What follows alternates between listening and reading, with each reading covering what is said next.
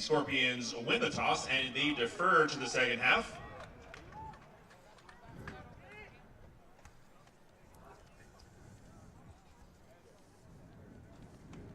And the Scorpions will defend the north end zone. The Hawks will defend the south end zone. And we're ready for some football.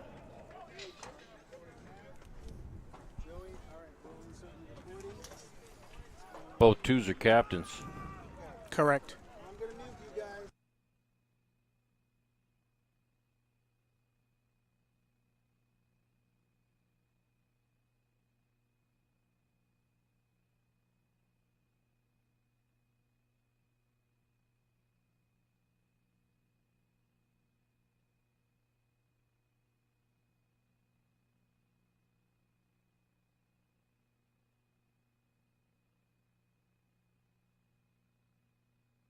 Gila River. Jaquiz Modica on the return.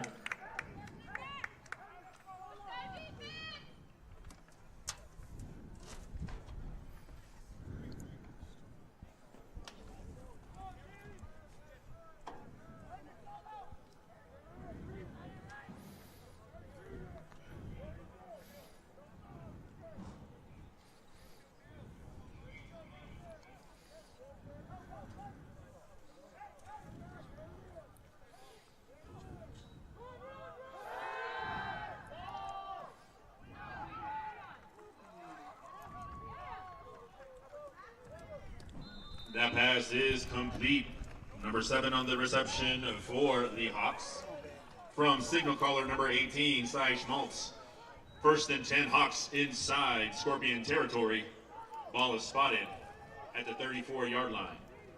Correction, 33-yard line.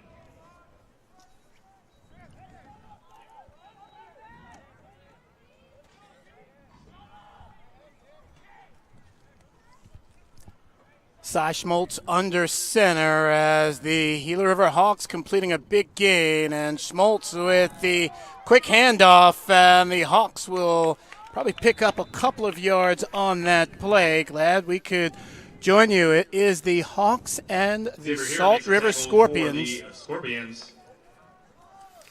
And Coach, yes, great to be with you. Great to be here. Great to hear you. We got Salt River. We got two really good teams, pretty evenly matched. Except the last time they won, or they played, I believe Gila River won. Is that correct? Indeed. Gila River was a 41-24 winner back on the 10th of September. So this is round 2. Salt River checking in at 5-2. Gila River 6-1. Schmaltz to Burnham, and Burnham is the workhorse for the Hawks as he pushes himself inside the 20 and close to the 15-yard line. Burnham is a horse. He's 5'11", 200 pounds, and he can move that line. And I'll tell you what, Salt River Scorpions, they're running the old diamond defense, a 6-1 where they cover the two guards and the center. Interesting. I haven't seen that in a while. A lot of good formations for these Hawks. And indeed, Schmaltz is back, and he fires, and that will be complete down at the 12-yard line. Xavier Johnson picking up the catch. Xavier Johnson, he's one of the local kids, played at Santan Charter. Nice snag by him, little hook route, little outside hook route. And, Coach, that is what we like to see here in the HJCAC, the local kids. Yep. Schmaltz, as we know, he went to Mesa High School. Shotgun once again, avoids the rush, and his toss is into the end zone for a touchdown. And the Gila River Hawks, they draw first blood. They have a 6-0 lead. Xavier Johnson once again making that TD catch, and wow, just like that, Coach, they're on top. Schmaltz did a really nice job looking off the defender. There was trips to the wide side of the field. That's where Schmaltz looked to, and then at the last minute threw the slant route to the single receiver over here on the left hash. Austin Kogan on for the point after. Austin Kogan is set for the extra point. Snap is down, kick is up, and it is true. And the Gila River Hawks have themselves a 7-0 advantage, and That was a quick strike, Coach. 2:32 into quarter number 1. I was just going to say that the first possession for the Gila River Hawks, it only took him 2.5 minutes to drive down and get the ball in the end zone, take the lead. So our vantage point on this cool night, I definitely will say, you've got the sleeves on, Coach. I will don those a little bit later on. We're about 10 rows up into the bleachers, a little bit lower than press box, so sometime the far end of the field may be a bit tougher, but of course we've got the monitor in front of us. That, of course, is yet another set of eyes, and it's always great to just have different vantage points and different camera angles as we are able to bring you on this HJCAC Game of the Week. Interested to see what Trey Edwards will come up with on his first drive for the Salt River Scorpions. And we'll get Kogan to kick off.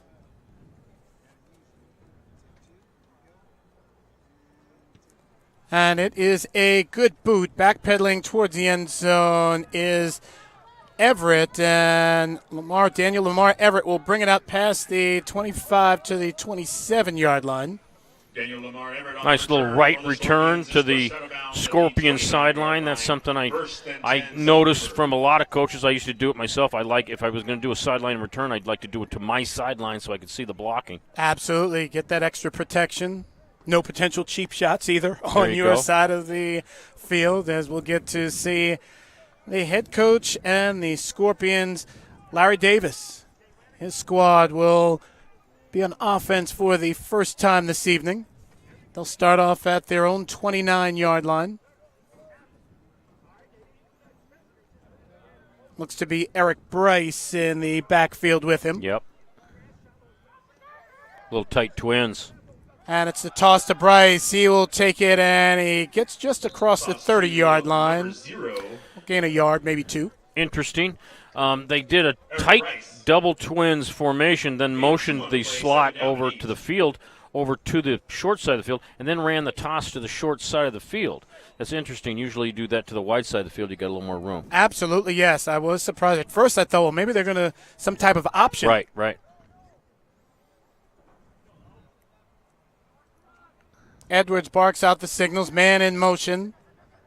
And he's looking to his left, and he fires, and it's a completed pass. He stays on his feet, and moving out past the 40-yard line. And again, we've got some Colton Teeter, number 81. Teeter picking up the reception. Sometimes the numbers do change.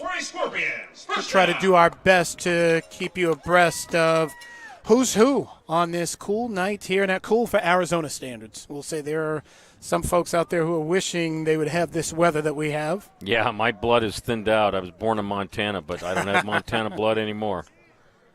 Ball placed at the 42-yard line. Edwards rolls around, has some room. He'll fire towards his sideline, and is he inbounds or not? He is inbounds. He being Bryce. Bryce will catch it out of the backfield. He'll also rush. It's a big part of this Salt River offense. Bryce looked like he was going to run a wheel route, but then saw the quarterback was in trouble, couldn't quite get to the corner. So I think it looked like he cut it off and adjusted that route to come back to the ball. So it'll be 2nd and 4 and their own 48-yard line. Ghost backfield. And Edwards is going to keep it, and he sheds one man, and he's got some room, and he will be brought down finally by Keone Penn, the defensive back out of Maricopa High School. But the Scorpions get that first down, and we get a great look at this shot. We see the way that Edwards is going to take off. Broke that kid's ankles. Yes, he did. Great replay shot by Greg Jones and crew. Yep. 1st and 10 at the 44. Edwards, this time he'll streak off to his left, and he is being pursued, but Edwards trying to improvise his quick toss, and that will be complete down to the 31-yard line, and coming to the rescue, Dasani McIntosh, the Canadian. It looked like he was about to get sacked. He made the defender miss, and then that was the old, hey, just get open, schoolyard football, and through the completion for the first down. Absolutely. They made a solid play, and there we see the scoreboard and the time remaining on your screen. 1st and 10 on the 31-yard line. Edwards is going to keep it himself. He'll tuck it and run. He's at the 23-yard line before he is brought down by a couple of River Hawks.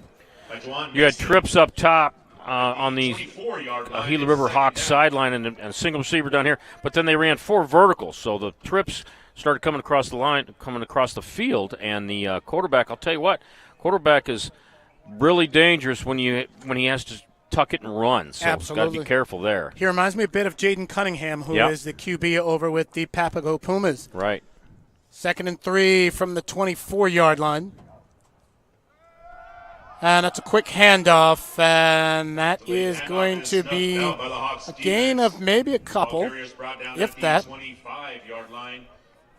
Looked a little bit like a draw. Late delay. Late, as you right, said, late little handoff. late. The receivers, I was watching the routes, and they just weren't running with the same gusto that they had earlier in the day, so I figured the ball was still with the quarterback and running back. Edwards will look in at his sideline, looking for the play. McIntosh is off on the left.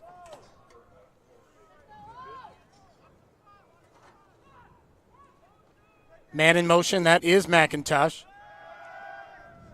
Edwards on the move, hoisted into the end zone, and that is incomplete. Big defensive play by Boykin. If it just got behind him, that would have been a touchdown, but he got elevated high enough to get a finger on it, knock it away. And that is exactly what QBs who are going to the next level, that's what they have to work on.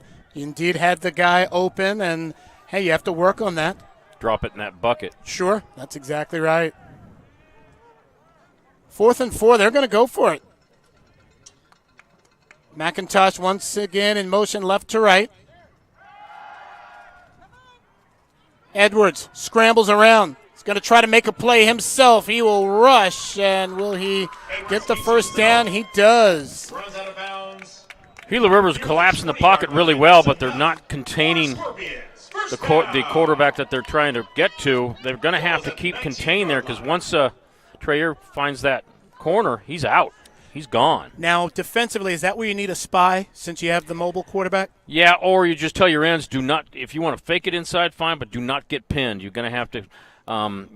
Take it. Stay home, so to speak. Stay at home. Keep the outside arm free, and then your spy can work better. If you got a spy and he gets to the corner, you're just chasing him. 1st and 10, ball at the 19, and there's a handoff to Munoz, breaking a couple of tackles as he is past the 15. And you and I both are fans of Marquise Munoz. Yep. I like the way he runs. He runs a little high, but he's strong enough to move those legs. You very rarely see him get stopped at the point of attack. He usually gets a few yards after contact. Play comes in, and the Hawks, they scored early. They scored 2.5 minutes into the game. Schmaltz with a touchdown pass to Xavier Johnson. That has given Gila River the only TD of this game. But Salt River is doing their thing, coming right back, marching down the field, taking some time off the clock. Very well-designed drive. Edwards with the fake handoff, and he will keep it himself. He's brought down shy of the 10. That was a stretch play, two-back set. And he's reading the inside linebacker. You'll see here in the replay where he's riding the running back, riding it, and then he just decides to keep it the last minute, sees a hole. You have to be patient with that play. And the Hawks have been the Scorpions have been very patient on this drive. They're really working it well. Yeah, they're definitely taking some time off the clock and mixing it up. Edwards, once again, very comfortable back there, hoisted up, and that is going to be caught for the touchdown to Sonny McIntosh with the touchdown reception. And the Scorpions are an extra point away, Coach, from tying this game. That's where, again, Gila River did not keep contained on that pass. It was supposed to be a pocket pass. And as you can see, he gets flushed out a little bit, but they don't keep contained on that edge and gives him a little bit more time to throw the touchdown pass. If you give Trayer Edwards some time, he's going to throw it. Yes, he is. And complete it is what I should have said. So now we'll see Lawson call in for the extra point. Snap is down, kick is up, line drive kick, but it is through the uprights. 7-7, and Coach, we have seen these two teams go back and forth, but different styles of offense. Big plays from the Hawks, long sustained drive by the Scorpions. Yeah, I think the Scorpions, your biggest threat is that quarterback of theirs, Trayer Edwards. You've got to pin him, you've got to keep a spy on him, and he can beat you with his arm and especially beat you with his feet. I think he's more dangerous with his feet when he's scrambling and it's not drawn up. He absolutely is, and we definitely just want to say, wow, what a night this is. Very clean and cool, and it's a 7-7 game, and hopefully we'll have a tie game as we go into the fourth quarter. That would mean we really have a great game. That's what it's all about. You've got two top-notch teams. So you mentioned Salt River. Their only loss is to Snow College when they took the trip to Utah. Salt River checks in with a record of 5-2. We are here at South Mountain High School in Phoenix, Arizona, home of the Salt River Scorpions. And here's Loschenkall. His kick is going to sail into the hands of the Hawks, and that is Jaquez Modica, and he is going to drag some Scorpions with him before he is finally wrestled down at about the 33-yard line. And he got about 8 yak yards on that one. Yes. Modica from Smashover, Arkansas. I don't know the geography of Arkansas very well, but it's a cool name for a town. Smashover, and I think the high school's called Smashover too. Yes, it is. I wonder what their mascot is. That's interesting. That's Smashover Hammers. That works. That definitely works. That's what I'd call it. I'd make a move to try to change the mascot to that. 1st and 10 at the 33. Schmaltz alone in the backfield. Sorry. Cy Schmaltz is a solid QB. He's out of Mesa High School. Yep. And there's the handoff to Burnham, who pushes through, and he bulldozes his way for about 5. If they can do that all night, it's going to be a long night for the Scorpions. Absolutely. Omarius Burnham, this is his first year out here. He's out of Morrow, Georgia. Omarius Burnham, the ball carrier for Went to Gila River. Conyers High School. The 33-yard line. 5'11", 200 pounds. And he shows it. He has that running back build. He definitely is. He looks the part. And if you're the Hawks, this is where you want to be. A 2nd and 5. You can do so many things. Pass, run. And there is another handoff, and this is definitely someone different, number 82, and we will check the roster there. You had trips on this side, but the 2 inside receivers were both on the line of scrimmage. That's so Elijah I figured Peters. they knew it was going to end up being a run just because of where they were lined up. The Scorpions brings on the ball carrier just beyond the 40-yard line. It's 3rd down and short. 3rd down play. 3rd and short. A lot of weapons for Mike Denny's Gila River Hawks. You've got that same formation with the 2 inside receivers on the line of scrimmage. Schmaltz puts it in the air, and that is complete, and that's going to go for a 1st down. That pass is now I see what they're doing. That inside receiver that's covered did not go out for a route. He can't, so he knew that. So it was almost like they're baiting him into a run, and they throw a quick pass. It's 4th down and inches. And it's actually, they did not get it on that play. I did think that the completion resulted in the 1st down, but they are short. They're going to try to get him to jump. Mm-hmm. A lot of scrambling in that Hawks backfield right now.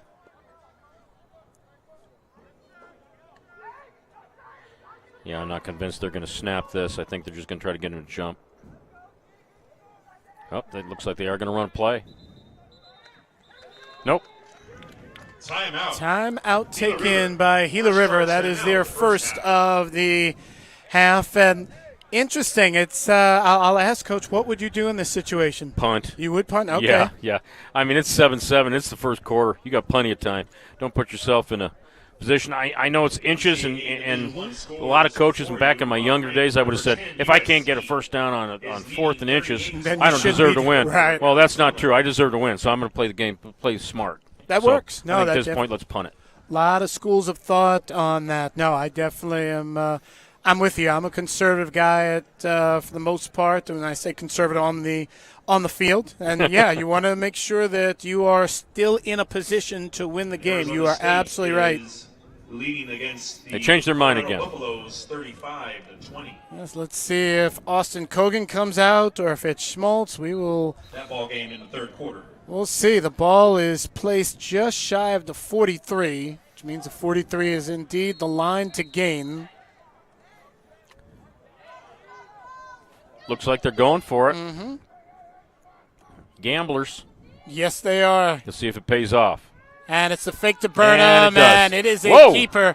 And taking off down the right sideline and doing a couple of shakes all the way to the end zone for the touchdown. Wow, that is Isaiah Anderson. Touchdown. That's impressive. Hawks, yes indeed. Pulling out the bag of tricks. He caught us all off guard. Isaiah Anderson from ALA Queen Creek Gilbert, correct? Yes. Look at him. Look at that move. That's actually number 6, so that's Jake Deathridge. I thought it was 8 at first, but yes, indeed, the wide receiver taking the snap, and he goes all the way to the house for the TD. Jake Deathridge getting it done. Well, they gambled and they won. Yes. Don't listen to me. Kogan not only get the first point. down, they got the touchdown. Yes, they did. That was a 60-yard run? Absolutely. And he made a couple guys miss on the way down there. He shook some people. He That's definitely, impressive. as you said, breaking some ankles or shaking some ankles. He definitely did. That was impressive. And that right there shows how deep this Hawks team is. We knew it wasn't the main quarterback, Schmaltz. We thought it was the backup, but it was a wide receiver doing all those moves untouched, basically all the way to the end zone, and that's great play. Big bag of tricks. That's obviously been practiced. Yes. And what do you want to bet? It didn't work that well in practice as it did just right there. That's probably true. Yeah, I was impressed with that last move to make the kid have to turn around, and don't want to repeat what he probably said to himself. But yeah, I'll tell you what, that's aggressive football by Gila River, and it paid off. Good for them. So we'll see Austin Kogan put his foot into it. Daniel Lamar Everett is back, not terribly deep. We'll see where this kick goes, and he's going to have to backpedal, and that will get into the end zone. So the Scorpions will start off at the 20. Let's see what they kind of drive they put together. They did a nice mix earlier in their first drive for a score. A lot of quarterback scrambles for first downs. Correct. I don't think you'll be able to. I think they're Gila River will figure something out there, and I don't think you're going to be able to live all night on that. No, you're absolutely right. I mistakenly said the 20. It is the 25 where plays start after a touchback. Now we got a quick look at Alex Horn, one of the assistants for Salt River. He's also the running backs coach over at Perry, helping out Joseph Ortiz and the Pumas. So he's part of Puma Nation and Scorpion Nation. Coaching two teams, that's tough to do. Yes, it is. 1st and 10 from the 25. Edwards and Munoz back there, and quick fake. Edwards is going to fire downfield to McIntosh. He gets it crossing the 50. He is at the 40. He may take it all the way to the house, and that is a 75-yard touchdown pass. Edwards to McIntosh. They answered Gila River just like that. You had trips on the side of the field, our side of the field. You're going to see this. He faked the throw to the running back that went out there in motion and threw the seam route to number 9. Barely number touched. 9, makes a good move right there on 16 and gets it in the end zone. Well, when these two teams met 6 weeks ago, it was a total of 65 points scored in the game. We're on the verge of having 28 points scored, and we're not even out of the first quarter. Yeah, I was going to say, we're not out of the first quarter. I think we're going to get another one somehow. Yes, indeed. Lashenkal ready to kick. And it is good. 14-14. What a game we have so far.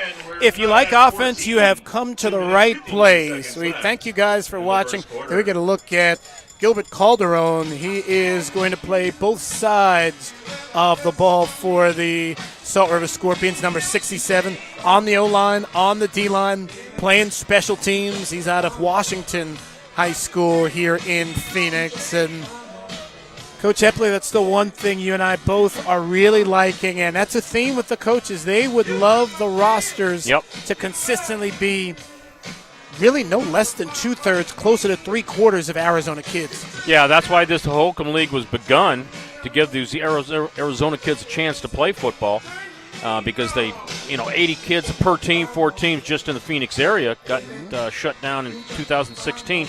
So this league was started to give those guys an opportunity, and looks like they're making the most of it. Yes, they are. Some quality football out here. Lashon Call, he's out of Williamsfield High School. Black Hawk turned Scorpion. And there is the kick. And it looks like that is going to be Modica once again, as he's out to the 30, and he'll be dropped about the 32-yard line. Decent return. Yes. Jose Barajas makes the tackle on the kick returner. So big play by big play by the Scorpions. They did a nice long drive on their first drive, and then on the second one, it was just a 1 or 2 play drive. Correct. Big play, one play. Yeah, one started play, off right? at the 25, yep. 4-man front. Looks like the Scorpions got out of their diamond front. I see 4 defensive linemen, 3 linebackers. Now, say, Coach, you being a former offensive lineman, did you prefer when your opposition played a 3-man front or a 4-man? Or did it matter to you during your playing days? It didn't matter. When I was playing center, I liked an odd front. I liked a nose guard. I liked to be able to see the guy I was going to hit and not have to go chase down that linebacker. Okay, that works. Schmaltz backpedals. And that ball is tipped in the air, and that is going to be intercepted. Interception. Or no. Wow, he dropped it. He had it. Yes, he had it, and he got hit right when the ball came down. He sure did. Alexander Cordova. Second down and 10.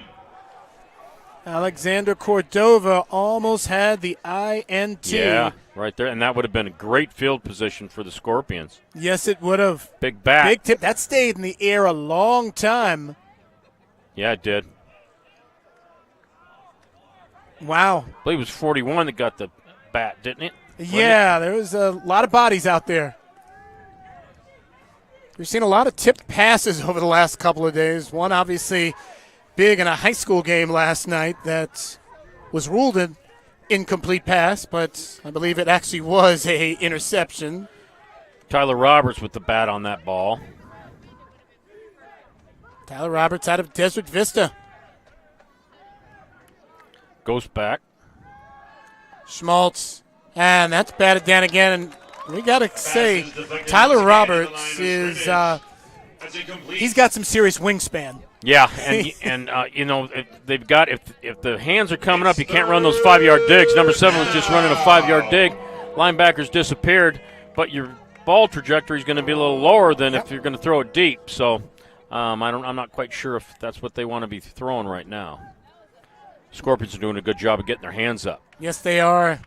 Tyler Roberts, I had a chance to meet him, and there we see number 41, solid player for the Scorpions.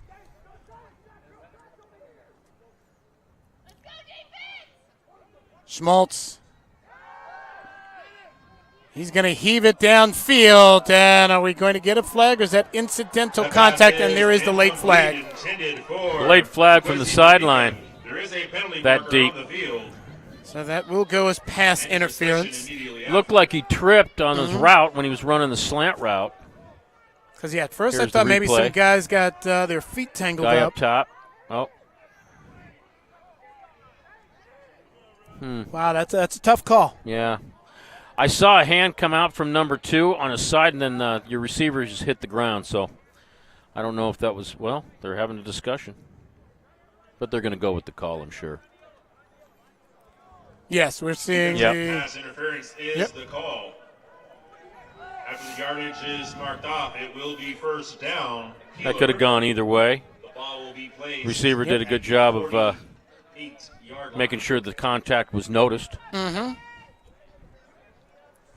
So fresh set of downs for the Gila River Hawks. Got a deep cover 3 by the Scorpions. Their free safeties 20 yards deep, 17 yards deep. And the way both teams are moving the ball, you really don't need any extra penalties or yards or chances. Schmaltz fires the line drive, but that is incomplete. I take it back. It's not cover 3 the Scorpions are playing. It's cover 1. That's why your free safety's so deep. It's man coverage underneath. Xavier Hill on the defense for the Scorpions. Now you see number 7, Xavier Hill. He's out of Colorado Springs, Colorado. He's a big part of this Salt River team.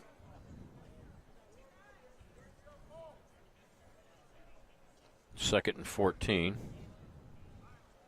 Second and 10, I'm sorry.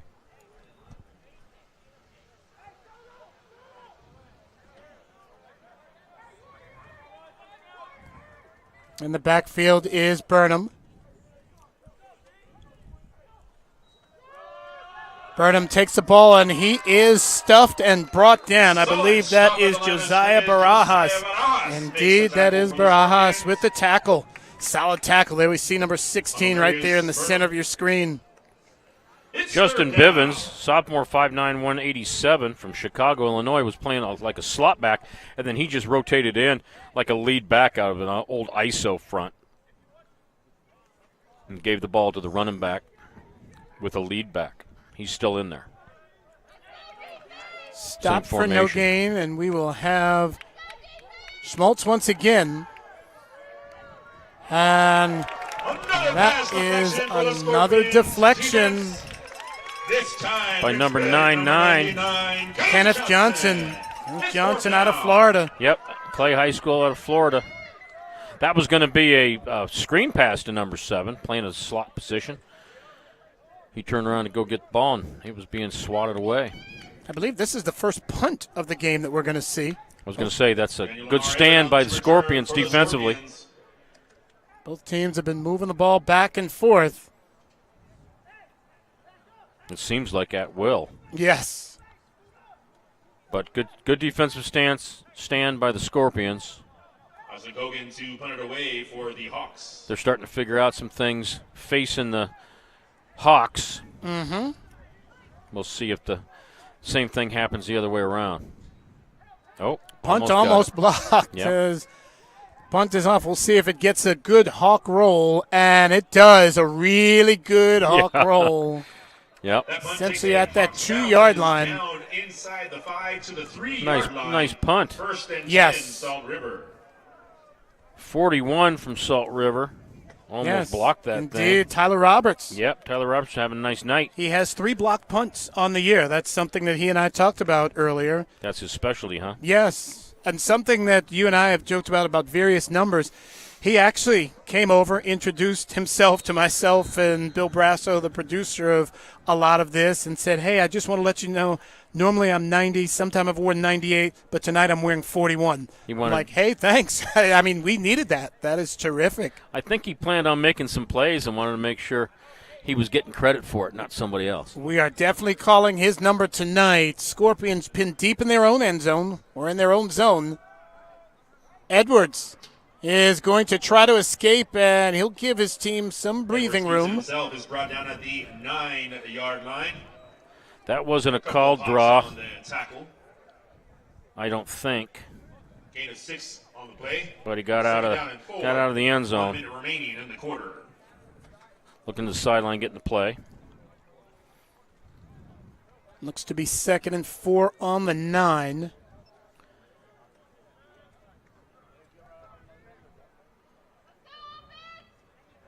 Edwards gets the snap, and he'll feed Munoz. And Munoz, we know he can move, and he's breaking tackles and brings it out to the 30-yard line.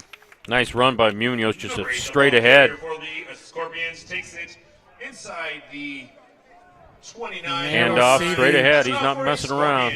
The bruising of Munoz. Running through a couple of arms. You're going to have to bring a lot more than arms to tackle that kid. Absolutely. Out to the 29-yard line. And there's the quick toss, and breaking some tackles, and finally being brought down at the 33-yard line. 23 from Gila River almost tackled him in the backfield. Did a nice job reading that fly sweep. Got a hand on him. Richard Hayward on that tackle, on that run. And the first quarter has expired. What a quarter it was. A lot of offense. If you enjoy offensive football, come on back. It is 14-14 after one full quarter. We are here at South Mountain High School.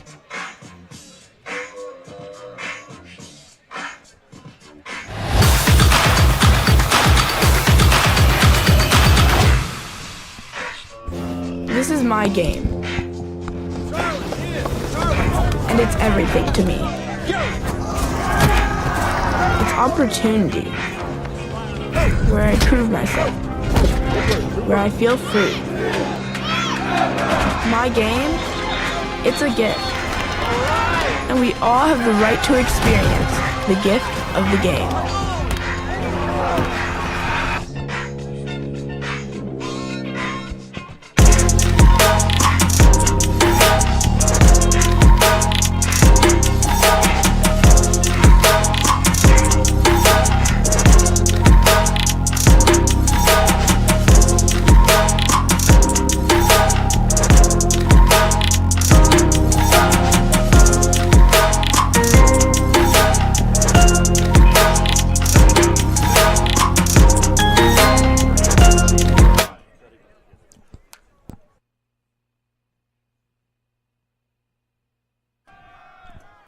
Edwards fires, and that is going to be complete, they will call it. Having that discussion, and yes, it is complete. Trips formation to the field, single receiver to the short side of the field, and that's who he threw it to, the quick out. Pryor looks at him all the way. He's not even thinking about faking anybody out. Close play, close to the end zone, the sideline. Referee was right on it. Yep. So they'll be at the 42, as you can see, 1st and 10.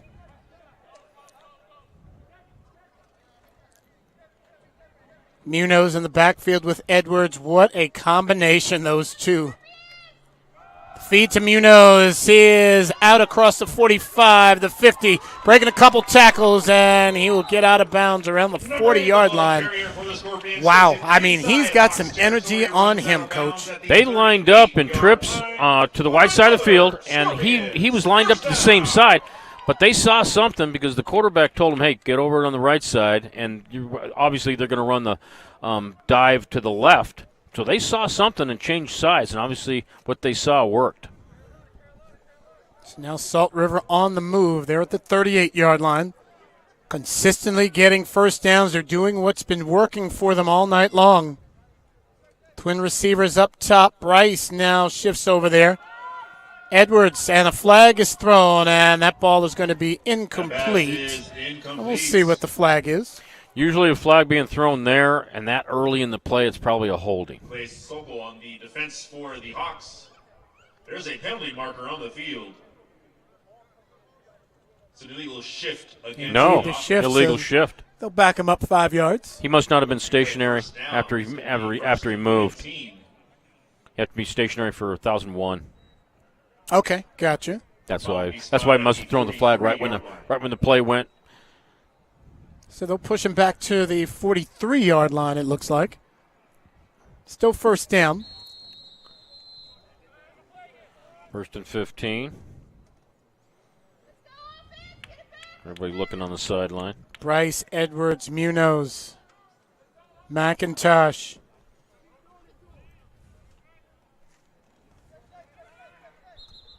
And now we get another flag. Another penalty marker on the field. You got Gila River showing linebackers coming up, jumping. 1st and 20. It drew the offensive line off a little bit. They started getting a little bit worried about, okay, which guy do I got? And they ended up moving a little bit early. And for the Scorpions, this has got to be frustrating now as you back up another 5 yards. So, yeah, 1st and 20, the 48. And haven't been able to run a play yet.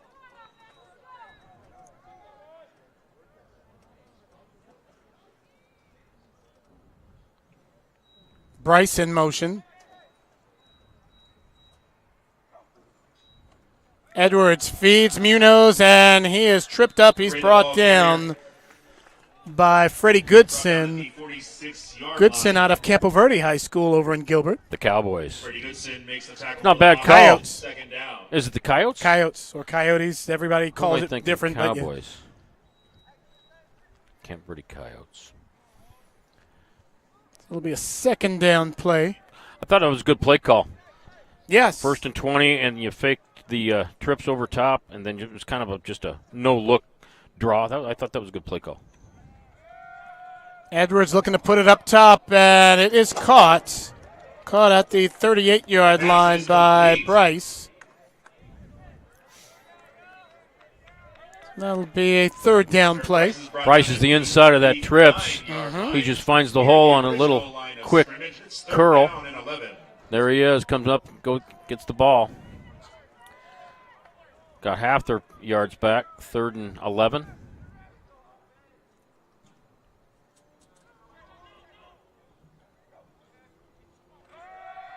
Edwards has time, and does he catch it? Does Marcus Moore cradle it? That pass is deemed incomplete. Incomplete, they will say. It looked like he trapped it from up here, but I'm a ways away. The intended receiver on the play. And that's why we have the replay. 4th down. Yep, here it is. Great replay right there. Can't really see it. Yeah, that's a tough angle, yeah. That's a tough close. angle. He sold it. It was close. He tried to sell it. Yeah. I would have bought the encyclopedia set from him. So this should be Lawson call coming out. Well, he's definitely coming out. It's a matter of whether it's a punt or a field goal, but a little bit out of the range of field goal. So both teams came up with a big stop after it was big-time offense for a quarter. That was solid defense by Gila River. Yes, it was. Helped out by a couple penalties. Right. And that punt is going to get into the end zone. So that'll be 1st and 10 at the 20. Punts are at the 20 and kickoffs at the 25. Nice punt. What they tried to do is hit that coffin corner and get it out of bounds. But the ball wasn't cooperating. Instead of keeping bouncing to the trajectory it was on, it kind of curved and got into the end zone rather than out of bounds. While we have a quick moment, I just want to thank all of the coaches who have been involved in this conference this year, from Mike Denny to Larry Davis to Coach Strother to Coach Reeser, and obviously Coach Medoski at Maricopa. He and Coach Weiss just putting all of this together, trying to help another, we'll say, 400 kids advance to the next level or so. So it's good football out here. It definitely is.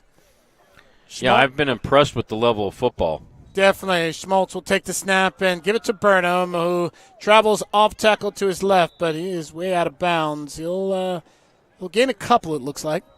I've been impressed not just with the level of talent that they've been able to get to play in this league, but also the level of coaching that they've been able to attract, and the offenses and defenses, how sound they are, and complex even. Yeah, yes, indeed. You know, I've been impressed. I've been very impressed.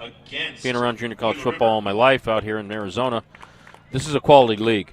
It absolutely is. And we spoke to Mike Denny earlier, not only in this broadcast, but earlier in the week, you and I, and he wanted us to mention the coaches, and we'll talk about them little by little, as Jeff Tallman is his offensive coordinator. James McKinley is the defensive backs coach.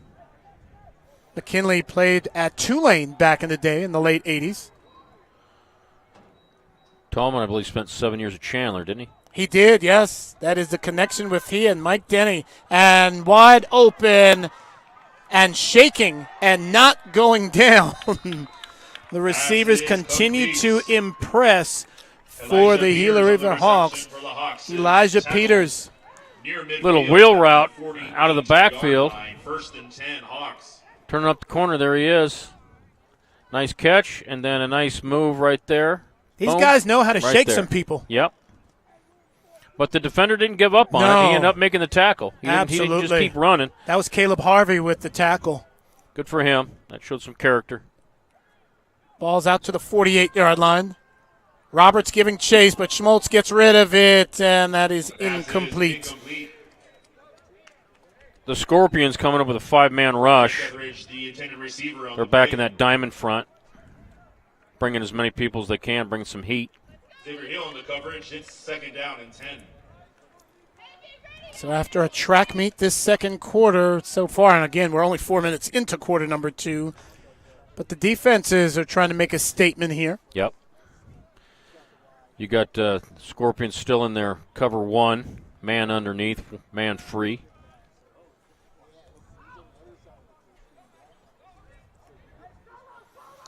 Trips to the semi-wide side of the field. Looks like it's going to be a ghost back set. They're at the 48-yard line, their own 48, looking to cross midfield.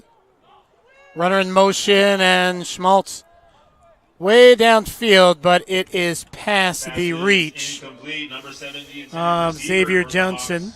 Excuse me, not Xavier Johnson. That would be Justin Bivens. Yeah, trips, and then you motioned the receiver over to the trip side, left that single receiver all by himself, number 7. And they know it's man coverage, so they're just going single man on man, throwing the 9 route. Free safety was coming over top, but he's not going to get there in time.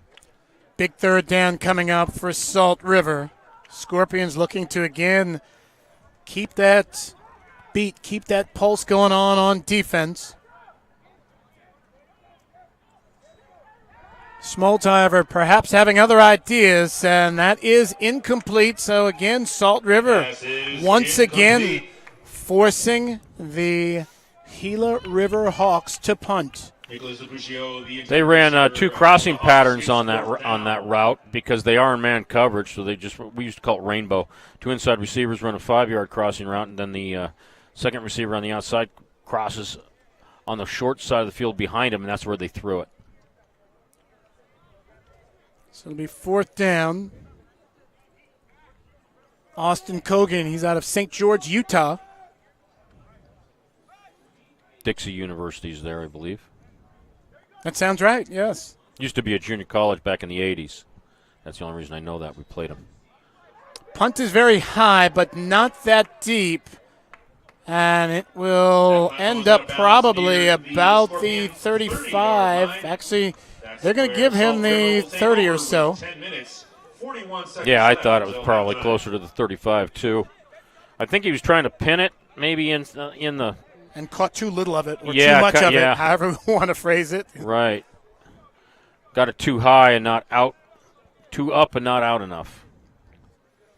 But either way, they got it off. Good field position for the Scorpions, and as we've said, the quarterback, Traer Edwards, he is deadly. He is very tough to handle, extremely mobile, Alabama native. Yeah, he's a player. Yes, he is. Bryce out here at wide receiver. He's a running back, but he's out here at wide receiver. Munoz up in the backfield. Edwards feeds Munoz, and he bursts up the middle before he is brought down. At the 36-yard line. They're rushing the ball pretty well with that offensive line of theirs. Isaiah Cortez, number 72. Adrian Zendejas, number 52. Tyrin Mann, number 63. Vincent Talabassis, number 60. They're moving some people. Big line, yes, indeed. And there's the toss to Bryce. He's got it. He's out past the 40, up to the 45. I like what they're doing with Bryce. They're lining him up out there as a slot or as a third receiver, but then they're just throwing freeze passes to him. It's just like running a toss with a tailback. Correct. Freddie Gibson on the tackle, but the Scorpions are able to move the chains. So they're up close to their own 45. Goodson's been on a few tackles now. He's kind of all over the place. We've seen some good defenders on various teams. Palacios with Maricopa, Barajas here with Salt River. And he slings that over the head of Bryce. Looked like potentially a little busted play, or if it was supposed to be a fake to Munoz, it didn't go very well, and consequently the ball sailed out of bounds. Yeah, I was wondering why he didn't go get that ball because it was within reach. And it looked like it was a planned play, so I'm not quite sure what happened there. Correct. Miscommunication, probably. Over the course of a game, you're going to get a couple of those. Especially no huddle. Yes, that is a lost art. Yeah. Edwards to Munoz, breaks a couple of tackles, pushes his way out close to the 50-yard line. Takes it up the middle. It is brought down at the Clay Sokol out of Desert Vista on the tackle. Little dive by Munoz up in the front line. Like I said, I think that offensive line for the Scorpions is one of the better in the league.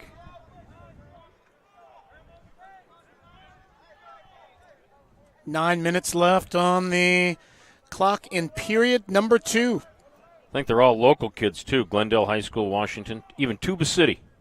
That is here in Arizona. I don't know where Tuba City is, but it's in this state as we get the flag. I actually played a game there. I was going to say. Played a game there back in 80, probably 84. Enlighten me, Coach. Where is Tuba City? It is in the Indian Reservation. I believe it's the Navajo Indian Reservation. It was a long time ago, but I remember they had dorms. Oh, wow. Yeah, okay. They had dorms. Now, are we saying north, south, east, west? I'm thinking north okay. east. Fair enough. Okay. Eastern Arizona. But I'm gambling right now, to be honest with you. Bryce in motion, 3rd and 11 on their own 44. Edwards dodging one man. Slings it downfield, and the ball is batted away. He wanted the interception, but he will not get it. I believe that is Keone Penny. He looked like he shoveled that ball, didn't it? Yes, he didn't get all of it. That was a long shovel. It's 4th down and 11. Yeah, that was going to be a tough completion. Yeah, wow. He did a good job. Trayer did a good job of making that guy miss, making the sack master miss up front of him. Lashenko will punt. Modica back to receive the punt.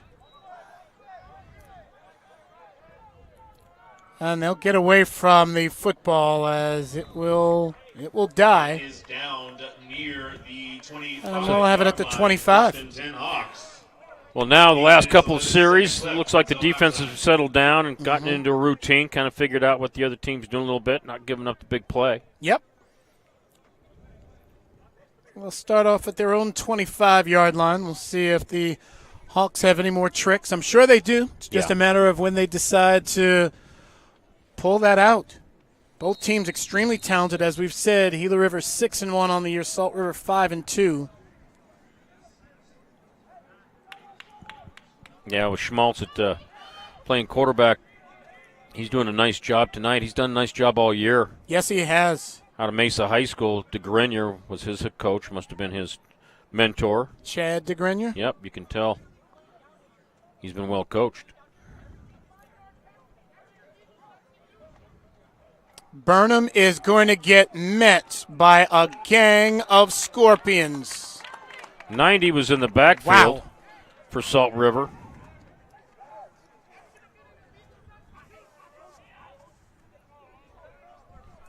But he broke out of that, but you had some other defenders running lanes, running angles. Dropped for a major loss. Yep.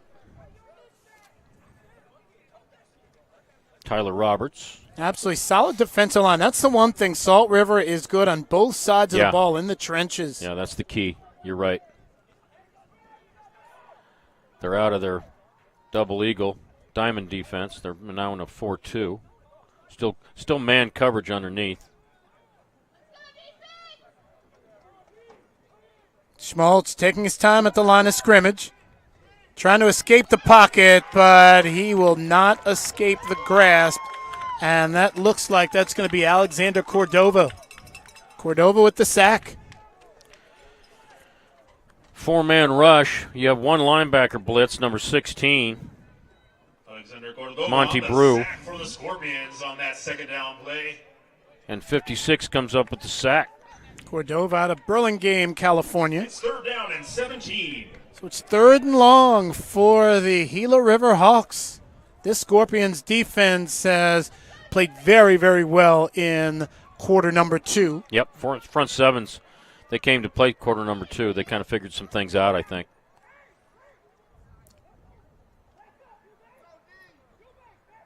Schmaltz. Burnham in the backfield. Schmaltz gives a quick fake. Trying to send a receiver downfield. He's going to have to hold on to the ball, and he's brought down by several Scorpions at about the 28-yard line. He took a tough hit on that one. Yes, he was. Kept it, ran it. And they're going to have to punt once again. Yep. Alexander Cordova getting in on these tackles. Part of that big front seven that you mentioned, that very athletic front seven as well for Salt River. Austin Cogan back to punt from Pineview, Utah. For the Scorpions. Looks like Scorpions are going to rush 4.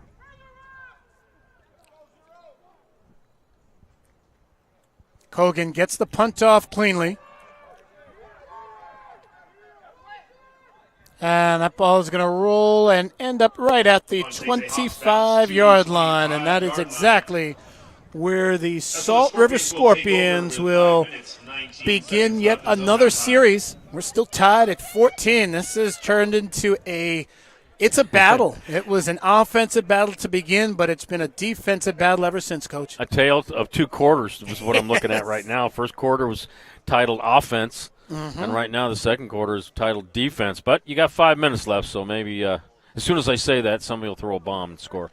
You never know, yes. This is great football. This is just solid very good stuff. football. Solid, well-coached football. Great effort. It's been enjoyable to watch. We'll have Munoz in the backfield and the typical, I'm going to say, cast of characters that we like to say. Bryce Edwards, of course, is the QB1. He's going to fake to Munoz and fake to everyone else. He's going to keep it. He's at the 40, spins around, and he's out to the 43-yard line. He is dragged down by Clay Sokol, but not before a big 18-yard gain. Interesting play right here. He fakes the handoff to Munoz, keeps it, and you're going to see him fake a quick pass out to Bryce. And then he tucks it and goes all the way in. You didn't see it on the replay, but he did when he started running. He almost faked the kind of toss pass over to Bryce that was backing up. They're at the 42. Edwards downfield has McIntosh, and he is down at the 38-yard line. Edwards is having an outstanding game. He's dangerous. I'll tell you what, he's a sophomore, and I'm sure we'll see him playing somewhere else next year. Because I'll tell you what, he can run it and he can throw it. You see that strike, that little slant? Yes, he can. That's a ball. He's a player. We do a weekly podcast at the studio in Mesa, and obviously it's Larry Davis' choice of who he sends to us, but I would love to talk to the quarterback at length. He is having a great game. Trey Edwards is going to keep it, and he is not going to get a lot. He may even have lost a yard. The Hawks caught up to him.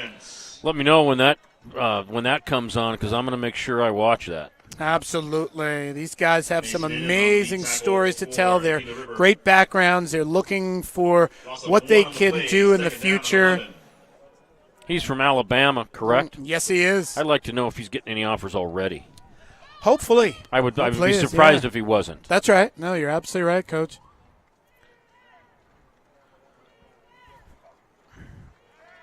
Edwards has some time. Stepping into the pocket, he lofts one downfield, and that is intercepted. That is a great pickoff. That is Freddie Goodson. And we just said how great Edwards was. He still is, but that is a terrific catch. Those happen. Yes. You know, those happen. Great play by the defender. Watch this defender get in the air and then stretch out and get it with one-handed and bring it in for the touch right here.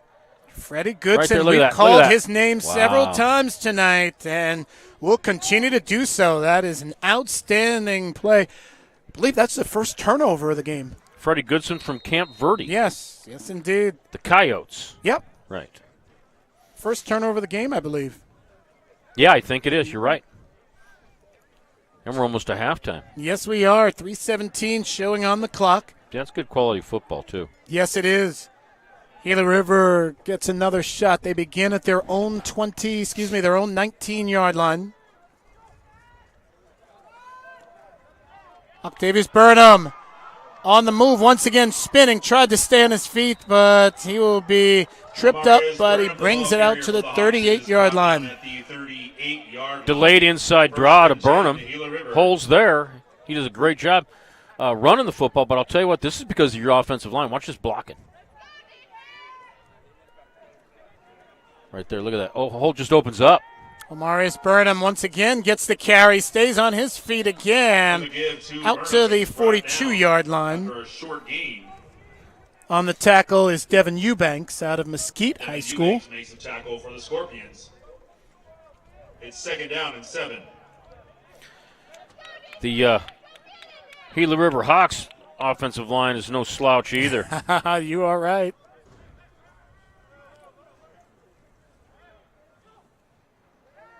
Schmaltz looking downfield. He has a man, and he will be brought down, or will he be brought down? They're trying to take the ball from him. I was going to say, they're trying to strip it. Yes, indeed, but that's Justin Bivens making the catch. I'm wondering how he got so open. Yes, and Schmaltz dropping it right into him. They're in man coverage, man free, so that number 7 should be with him. He kind of let him run by. I think there was a confusion on who had who. He was wide open. Correct. Miscommunication in the secondary. Right. Caleb Harvey and Xavier Hill have to bring him down. Well, you got Gila River knocking on the door. Clock rolling at 1:40. A little confusion on the lineup. Receivers at the bottom of your screen. Single man at the top. Burnham in the backfield. Schmaltz is going to have to just keep the ball, and he will be sacked. That is a big sack. By Devin Eubanks. Eubanks indeed was a big part of that, absolutely.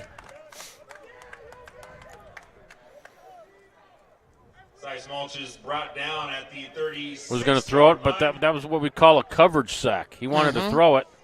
The guy was covered. Timeout. Gave Eubanks enough time to get a piece of him. Of the first half. Now, say Cy Schmaltz his pants aren't very long. No, I was going to say, I'm not trying to make fun of the kid. No, not at all. If, it's something noticeable, though. Yeah. If my ankles were that thick, I don't think I'd show them off. You know what I mean?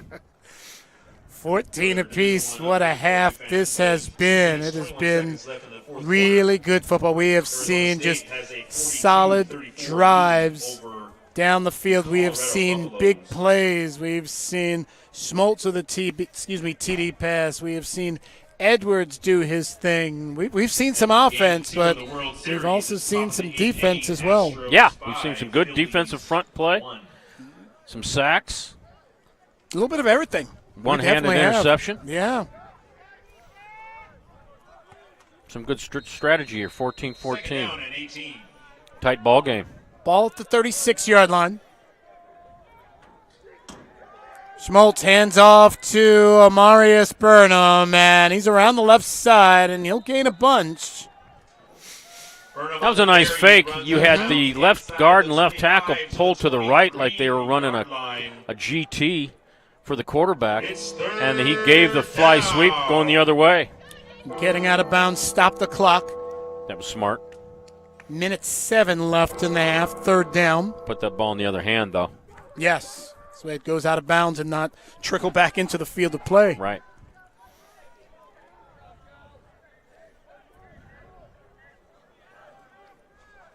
Uh-oh. 14's going to run an out route. Schmaltz is going to loft it into the end zone for a touchdown. Touchdown, Hawks. That is a touchdown reception. Elijah Peters once again. And the Gila River Hawks are back out on top. Break down the play, Coach. Well, it looked like a wheel route from the second receiver inside. That's why he was so open. See where there's nobody there? Mm-hmm. And they're running that man free. So the number 2 DB inside probably went with him on the flat. I didn't see him make the break, but then when he turned it upfield, he was trailing him, so that's why he was so open. Free safety couldn't get over there and knock it down. And the Hawks take full advantage of that play. And we'll see Austin Kogan in for the extra point. Snap down, kick, and he slips, and he does sneak it through the end zone. But yes, well, I should say sneak it through the uprights. But yeah, he did slip on the kick. He did slip, but he kicked it well enough to, and it was a line drive too. 21-14, that's a big score.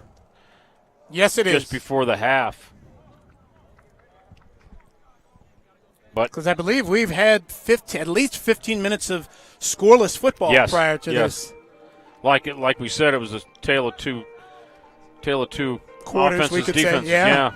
First quarter was offense, second quarter was defense. But that was a nice drive. That was a nice drive to get in there and well-timed. Absolutely. Very nice drive.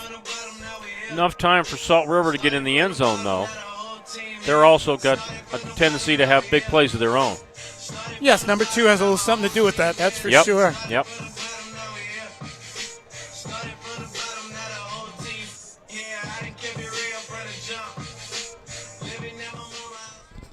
Kogan with the kick, and that is going to be fielded by Everett. Everett shaking a couple guys, going deep. He's doing a lot of east-west, not so much north-south. And the play will finally be blown dead around the 15-yard line. Yeah, he probably went east-west about too many times. Right there, then came back. 44 seconds remaining. But he's hard to take down. He's not going to go down real easy. He does a nice job of holding on to the football, though. And that's a big scenario right there because, you know you have him stood up. Now you start just trying to smack that football away from him. If somebody's got him stood up, I'm going to try to strip it. Okay, this is going to have to be a long drive in 44 seconds. They do have all 3 timeouts left.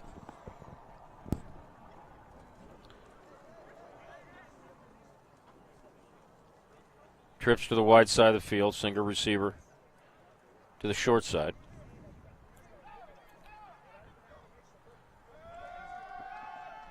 Edwards tossing it, and that's going to be out of bounds. Well out of bounds, actually. Yeah, 2 out routes on the inside receivers, and the 2 inside receivers ran post routes.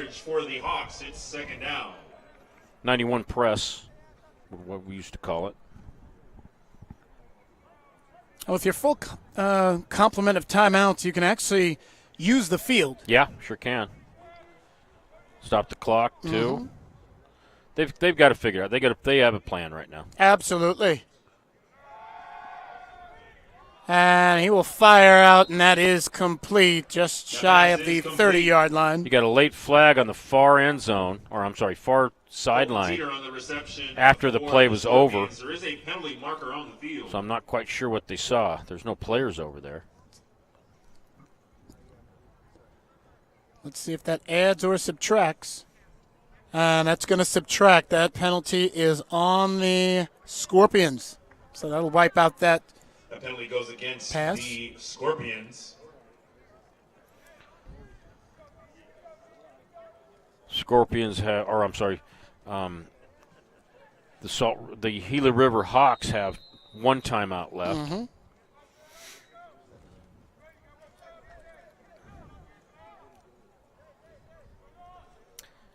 Salt River might think about.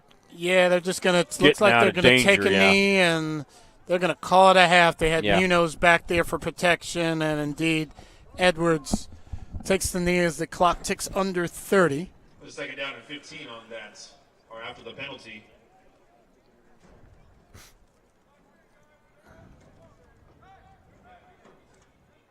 I think that is going to be the end of the half. There was some confusion as to whether there's the extra down. The scoreboard's actually showing 4th down, but on the sideline it's actually showing 3rd down. Kneel down will be the final but that is the final play of the first half. And what a half it was. We saw back and forth, but the most recent score and the go-ahead score, the Gila River Hawks with the touchdown. They lead 21-14 after one half. We'll come back after a word from many of our sponsors. We are here. It is the HJCAC Game of the Week from South Mountain High School between the Gila River Hawks and the Salt River Scorpions.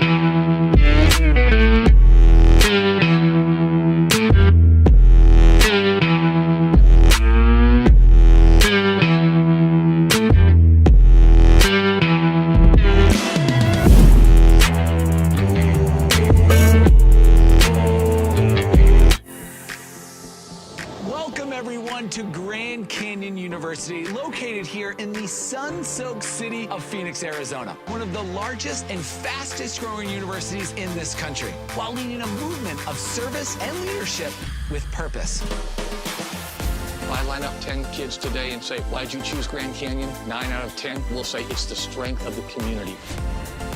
I wanted to attend an affordable Christian university and a place I could truly thrive. GCU, they opened the door for me when nobody else would. GCU truly cares about students and alumni and wants to see us change the world.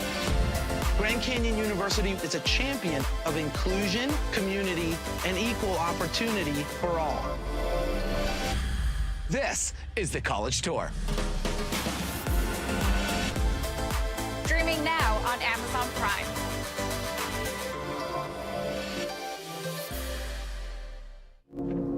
This is the letter I've been telling you about. This letter is for you. From what I hear, you're supposed to be the next Tom Brady. What I'm about to say is important. Never let them call you the next Tom Brady. When they compare you to the GOATs, tune it out. When they say you're a 6th round draft pick, store it away. Compare yourself to nobody but the kid in the mirror. The one who goes all in, all out, and has the crazy confidence to know that who you are today is just a piece of who you're going to become. This letter's for that you, the one no one will see coming. Sincerely, Tom. Live out your dreams, man.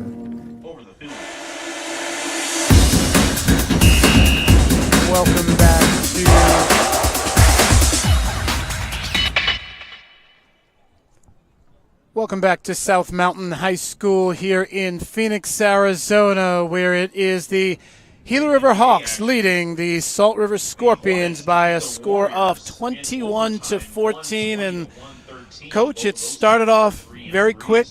There was a lull, and then it ended with a score. I think we were both impressed with the first half, just from top to bottom. We saw the Gila River Hawks pretty much just march down the field, as we saw Cy Schmaltz with the big touchdown pass as he connected with Xavier Johnson, but then very patient, very methodically, the Salt River Scorpions came back, and that is where we really started to see Trera Edwards bloom. Yeah, the Salt River Scorpions have that three-headed monster, to be honest with you. Edwards is, by far the biggest contributor to the offense, both with his arm and with his ability to escape the rush.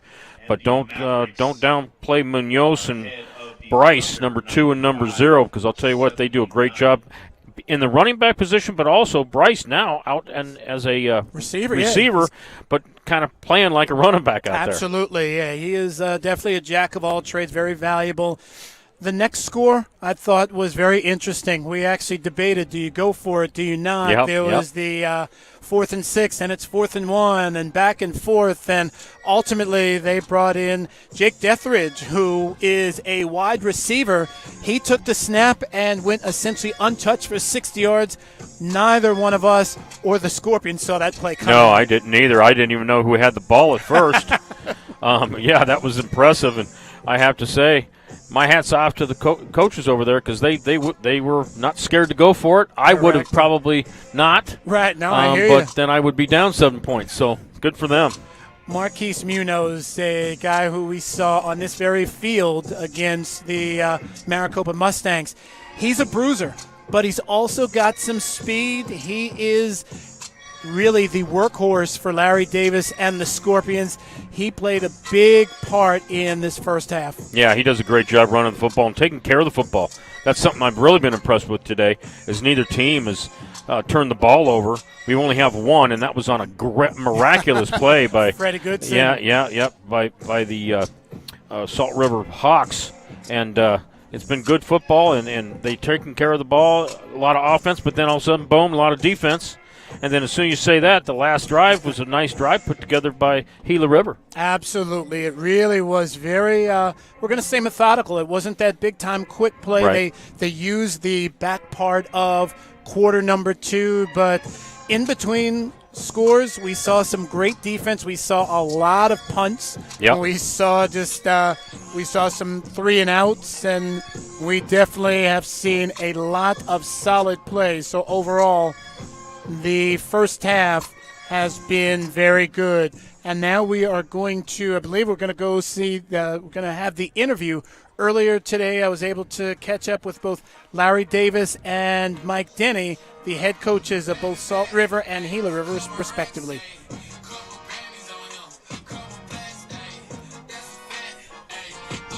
I'm here with Mike Denny, the head coach of the Gila River Hawks. And Coach, your team is 6-1. You guys have been doing a lot of things right.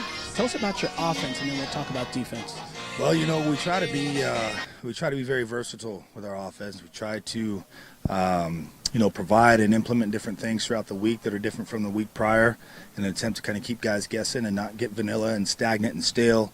And so we're always looking for things that we can do to utilize some of the skill players that we have, and find ways to be effective based on A, what we're seeing from the opponent that we have, but then B, trying to be a little non-traditional and get out of the habits, if you will, which of course can then turn into challenges, because now the defense has something to look forward to and kind of know what to expect. So try to change it up, keep it fresh, and add in as needed, and hope for the best.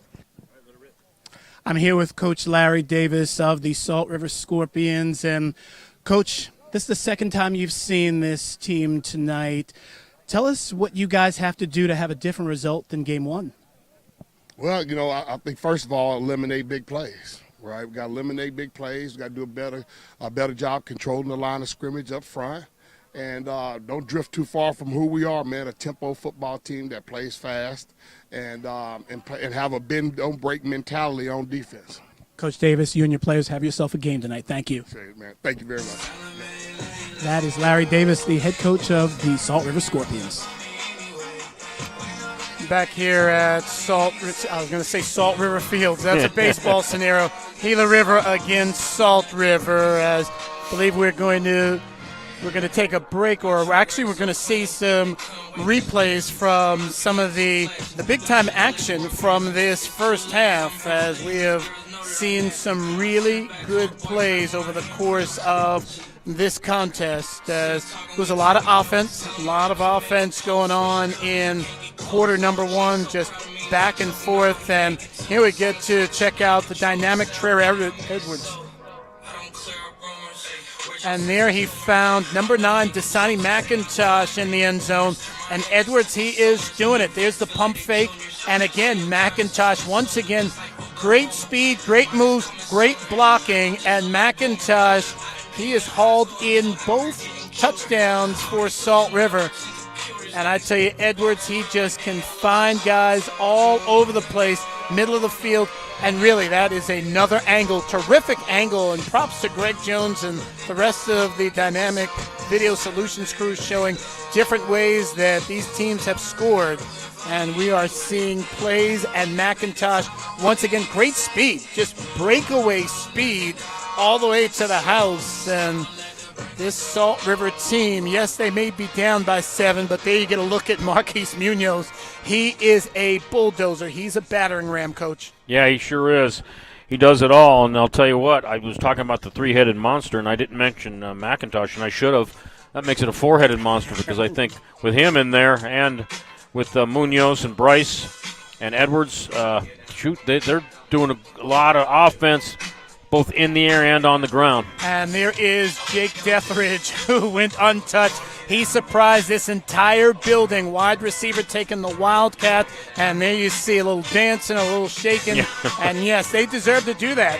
But let's not forget the man of the hour, Cy Schmaltz. He is QB1 for this Gila River Hawks team, and he is going to keep it and push. And he's a guy who, he reminds me a little bit of Peyton Manning. He's got some arm strength. That's his thing. But every now and then he'll break loose. But he likes to do it all.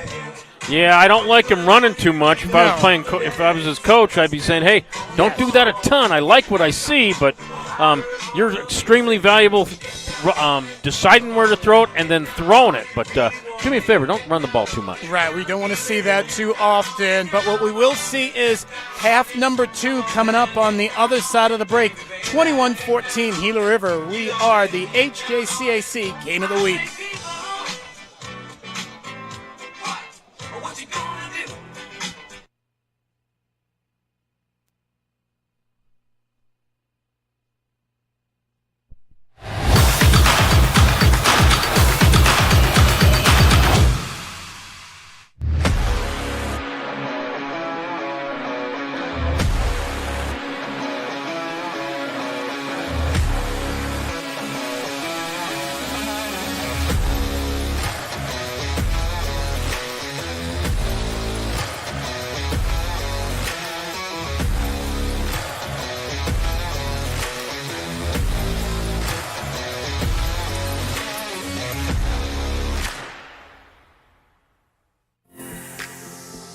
Welcome, everyone, to Grand Canyon University, located here in the sun-soaked city of Phoenix, Arizona, one of the largest and fastest-growing universities in this country, while leading a movement of service and leadership with purpose. If I line up 10 kids today and say, why'd you choose Grand Canyon? 9 out of 10 will say it's the strength of the community. I wanted to attend affordable Christian university in a place I could truly thrive. GCU, they opened the door for me when nobody else would. GCU truly cares about students and alumni and wants to see us change the world. Grand Canyon University is a champion of inclusion, community, and equal opportunity for all. This is the College Tour. Streaming now on Amazon Prime.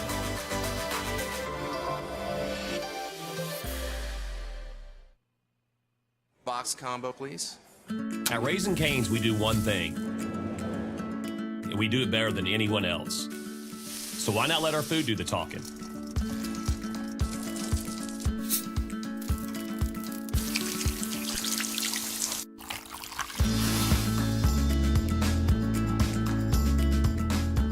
Love in the window. Raising Cane's, only the best chicken finger meals. One love. This is the letter I've been telling you about. This letter is for you. From what I hear, you're supposed to be the next Tom Brady. What I'm about to say is important. Never let them call you the next Tom Brady. When they compare you to the GOATs, tune it out. When they say you're a 6th round draft pick, store it away. Compare yourself to nobody but the kid in the mirror. The one who goes all in, all out, and has the crazy confidence to know that who you are today is just a piece of who you're going to become. This letter's for that you, the one no one will see coming. Sincerely, Tom. What about your dreams, man?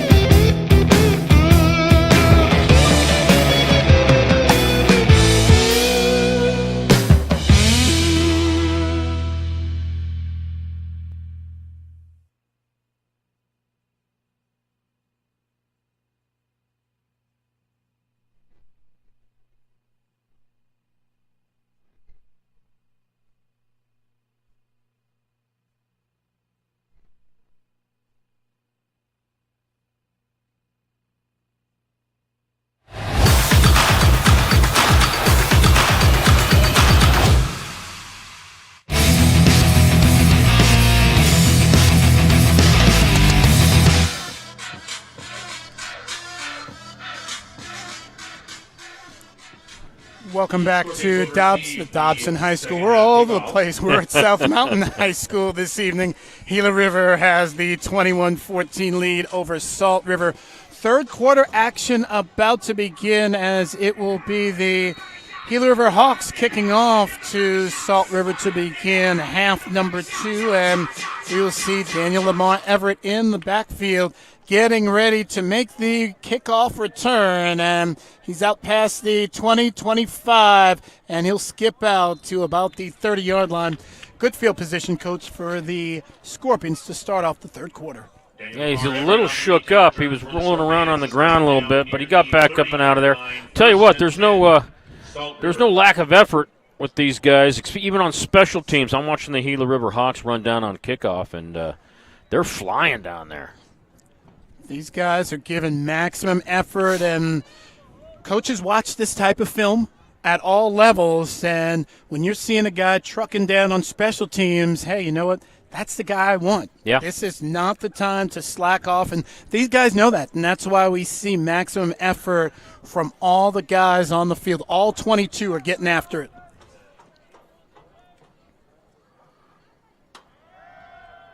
Edwards throws downfield, and that is incomplete. You got a four-man rush coming from the Gila River Hawks, and I'll tell you what, those guys can move. Those guys can rush. They're no slouches. But I'll tell you what, the Scorpions are doing an outstanding job of blocking him. He had all day back there to throw the football. Yes, he did. And there must be a flag that we did not see, as they're going to move up to the. That's a 15-yarder. Yeah, up to the 45-yard line. Was that a late hit? Possibly so. That's something that certainly escaped us, but it definitely benefits the Hawks. It was a 10-yarder. Was it? Okay. Yeah, so they are at the 40. So maybe not a late hit, but something we missed. Bryce in motion. Edwards way downfield has a man, and that is going to be incomplete. Wow. They're just running bullets right now, the Scorpions are, which is just 4 go routes. Mm-hmm. You know, two on the sideline and the 2 up the hashes. We used to call that bullets, and that's their favorite route. That's their favorite pass play. He laid it out there nicely for his receiver. Yep. He truly did. He dropped that ball right where it needed to be. Yes, he did. Teeter, the intended receiver on that last play. Second down for the Scorpions. First possession of half number 2. Munoz cross the 50. Shakes one man, and And that is going to be Clay Sokol on the tackle. We've seen Sokol and Freddie Goodson really playing some solid defense tonight. Then we see 28 and 24. Munoz does a nice job running backside. See how he's going to the left and then cuts back to the right, almost all the way back to the sideline. He keeps his shoulder square so he can do that. He is very good like that. You're absolutely right, Coach. They're across midfield. First down. Edwards running around. He's comfortable back there. He throws. That is complete to Marcus Moore out of bounds at the 35-yard line. Coach is going to have to tell his defensive line, do not go inside. Do not give this guy the corner. Right there. See that? 85 goes inside. Marcus Moore out of Chandler High School. If you give Edwards the corner, he'll take the time. Yes, He'll take the time. And the receivers are doing a real good job of seeing he's in trouble and cutting off the route and coming back like a comeback. So the Scorpions moving the football pretty well.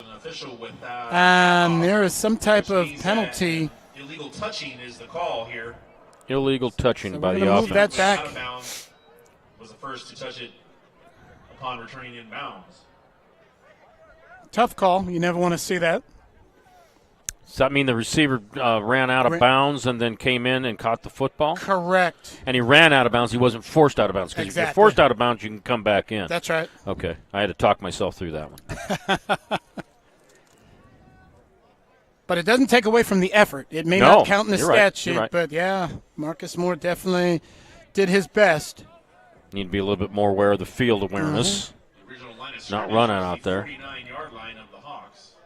I'm impressed by the, and I don't say this very often, but I'm impressed by the level of referee quality. It is. They're doing a very good job. I've been pleasantly surprised watching the games, and just because I'm surprised as a coach, you tend to think the worst. Correct. Yeah, last night, and I didn't get the referee's name, but I was talking to him before the game today. He refereed the Desert Ridge Mountain Point game last night. He said that one came down to the wire, and like so many of us, we work a game last night. Yeah. You did, Coach, Yeah. and we work a game tonight in many capacities, whether you're a coach, broadcaster, or referee. Yeah, weekends are busy. They definitely are. But there's worse things we could be doing. Absolutely. To be out here on a crystal clear, slightly cool night, it's fantastic. I'm not quite sure what the holdup is.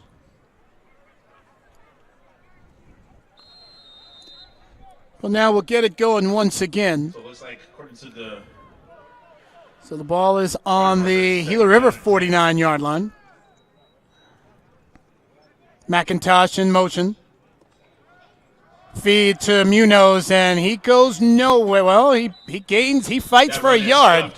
He was pretty much stopped at the line of scrimmage for no gain, but he fought his way for a yard. That was all effort. Yes, it was. At the 48-yard line, it's third down. Josiah Barajas with the big stop.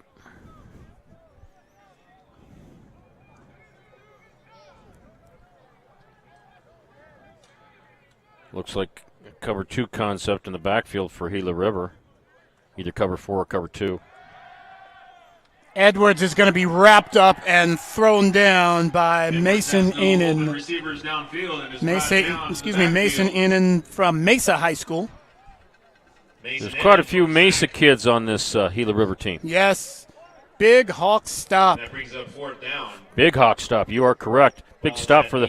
And I'll tell you what, I think that the Scorpions' offensive line's quality, but I think the Gila River defensive line's just as quality as the offensive is. They may not be getting the props because the offense is so good on Gila River. Right. So we'll see Lashenkoll getting ready for the punt, and that will be Modica back to return it. Good punt. A lot of hang time, and it is going to bounce into the hands of Modica and in and out, and that play will end at the 5. He was lucky to catch it. It went through his arms. First and 10, ball will be And at then he the fell on it. 6-yard You'll line. see right here. He doesn't fair catch it. Good hang time on the punt. Right here, he's up to get it. Do we get it? Right there. Goes to his arms, right there. He gets it second time on the second bounce. Well, we have a couple of quick minutes. Definitely wanted to mention a couple guys on that Gila River coaching staff. Adam Melstick, offensive lineman. Larry Kane, defensive lineman, and special teams coach. Eric Young, defensive coordinator. Indeed, Mike Denny really is very appreciative of his coaching staff, as all of the head coaches certainly are, but we wanted to make special mention of this Gila River Hawks coaching staff. He wanted us to, hey, give my guys who I go to battle with some props, who are in the trenches with me. Eric Young was the old head coach of New Mexico Highlands, I believe. That sounds right. As a helmet comes off, a Gila River helmet, the pile pushes forward. That was just a mush up front.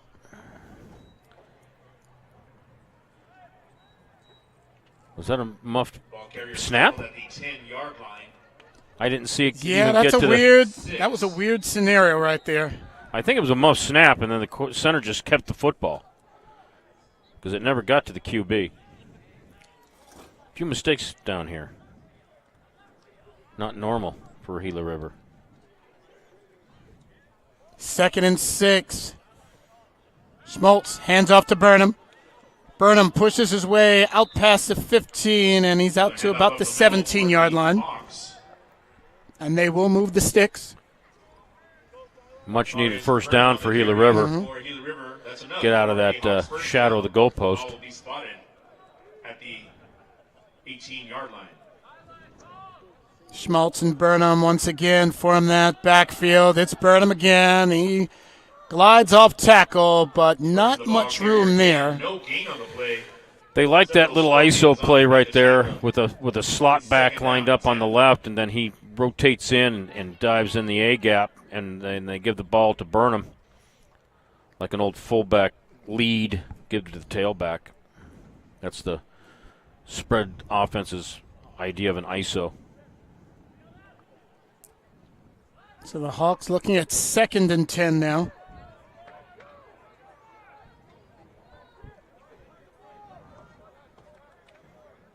Burnham deep in that backfield.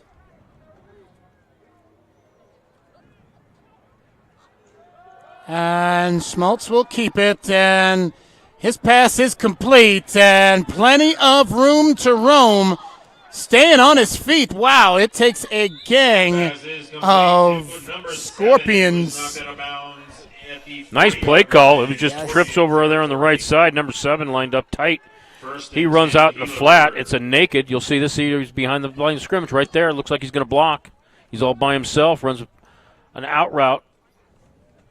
And we have number 7 as Justin Bivens. That's a great call against man coverage because the 7's coming out there to block. His man that's covering him is now thinking he's going to help somebody else out. Next thing you know, he's wide open for a 40-yard gain. Bivens will come off. He's tired. Yeah, he is. He deserves the break. Burnham takes the handoff. He's got room, and his jersey's being dragged. Stays on his feet. Wow. He left a trail of Scorpions on the ground. I was going to say, yeah, he did. He was going to, if he wanted to find his way home, he'd just follow the Scorpions he dropped. Yes. Quick motion for Gila River. Burnham, and he's not going to get a lot this time around. Barajas on the tackle. One more time, but it's stopped near the line of Schmaltz probably should have kept that one, even though I would like to give it to Burnham all the time anyway. Yeah. But on that one, he looked like he had the corner. But they're moving the ball. Yes, they are. It's easy to call from up here, isn't it? Yes, we're pretty much undefeated. Yeah. From these seats. I don't know. I called that one wrong. It happens. For the touch, the 4th and inches for the touch. That was a great play, though. That was a terrific sequence. Yes. It's going to make me rethink gambling. Peters goes out, and that is incomplete. Batted down. Big bat down again by number 41, Tyler Roberts. Alexander Cordova, number 56, there to deflect the pass. He's having a nice game. Yes. He really likes the team chemistry. He's a battler. He's very proud to be part of this Salt River Scorpions team. Look at him lean into number 77, turn the corner. I take that back. He didn't get the bat down. He was just in the backfield when it was batted down. I have a feeling it might have been 99. That would be Kenneth Johnson. Yep. Who's also an animal back there, listed at 6'4", 240. He looks the part. Yes, he does.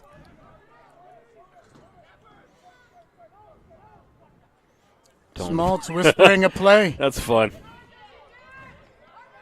That reminds you this is just a game, guys. Yes.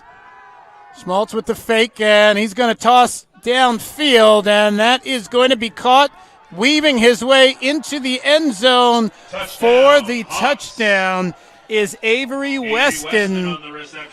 And that's the kid he talked to when he Yes. stopped. He talked to Avery. He said, hey, run a drag route. I'm going to run a naked here, and I'm going to toss it to you, and then get in the end zone. Right there. He's run the naked.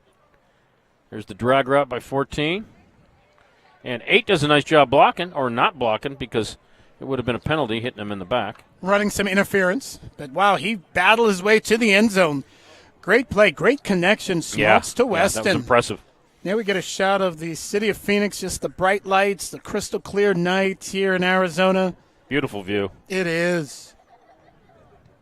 Kogan's kick, and it is good once again. He's getting those line drive kicks, but he's getting them through the uprights, and that is what counts. Gila River has now doubled their lead over the Salt River Scorpions. They have a 28-14 advantage. Coach, it's hard to believe that this season is winding down. November 12th is the last game of the regular season, and there are no playoffs in the HJCAC. So after today, each team will have just 2 contests left. Wow, that seems like just yesterday. This is the first place I went to South Mountain. Was the first, Yes. not the first game I did, but the first time I was here. Sure. And that just seemed like yesterday. That was the beginning of the year. Absolutely. That's when we saw Marquise Munoz wearing a different number. He had a great time. And we also 28, saw, wasn't it? Something like it that? was 32, I believe. Was that what it was, Yeah. 32? I knew it was doubles. The one guy we also saw in that game that we have not seen tonight was their big, and I'd like to call him the fullback, Garnett Houston. He was wearing number 47. He was a big bruiser, as that kick will sail deep and it'll drive Everett back. And Everett's going to bring it out. He's past the 20, 25, 30. Stays on his feet, and he is finally down at about the 35. Nice return. That's going to give Salt River excellent field position. There we get a good look at some of the blocking and just his great foot movement. Put that ball away. Mm-hmm. There it is. They like trying to strip it, boy. And now down 2 scores while there's still plenty of football. Yeah. Perhaps we may not see Garnett Houston. I say that because he's more of the bruiser. He's more of the, hey, I'm going to get you 3 and 4 yards. They need a little bit more, and their passing game has worked, and Edwards has just been fantastic. They've had so many other offensive weapons tonight that you don't have to use everyone all the time. Ghostbacks. Edwards is dragged down. That is a big sack by number 11, and that is Rajon Hartley, they say. Loss of 5 yards on the play, 2nd down and 15. There's something about number 11, folks.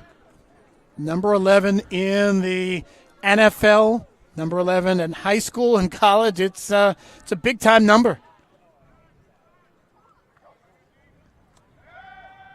Edwards again being rushed, and he is going to be tripped up and brought down. I believe that is number 16, and that is, I thought that was Penny, but different number. He's brought down at the 30-yard line. It's 3rd down. It does look like 16. But, yeah, I'll tell you what, the D line have kind of gotten into their groove tonight, this quarter against the Salt River Scorpions. Just when I started singing the praises of the Scorpions' offensive line. They must have heard it, and I made them mad. 3rd and long for the Scorpions.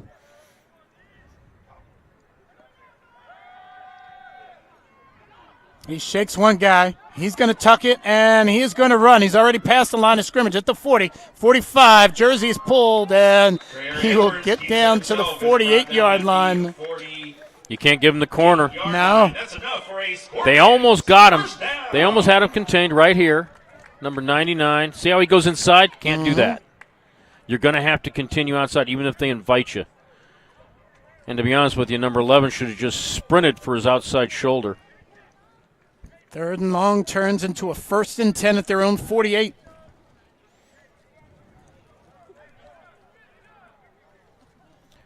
Well, first down by Edwards. Made something out of nothing. Bryce on the move. Edwards rolling to his left.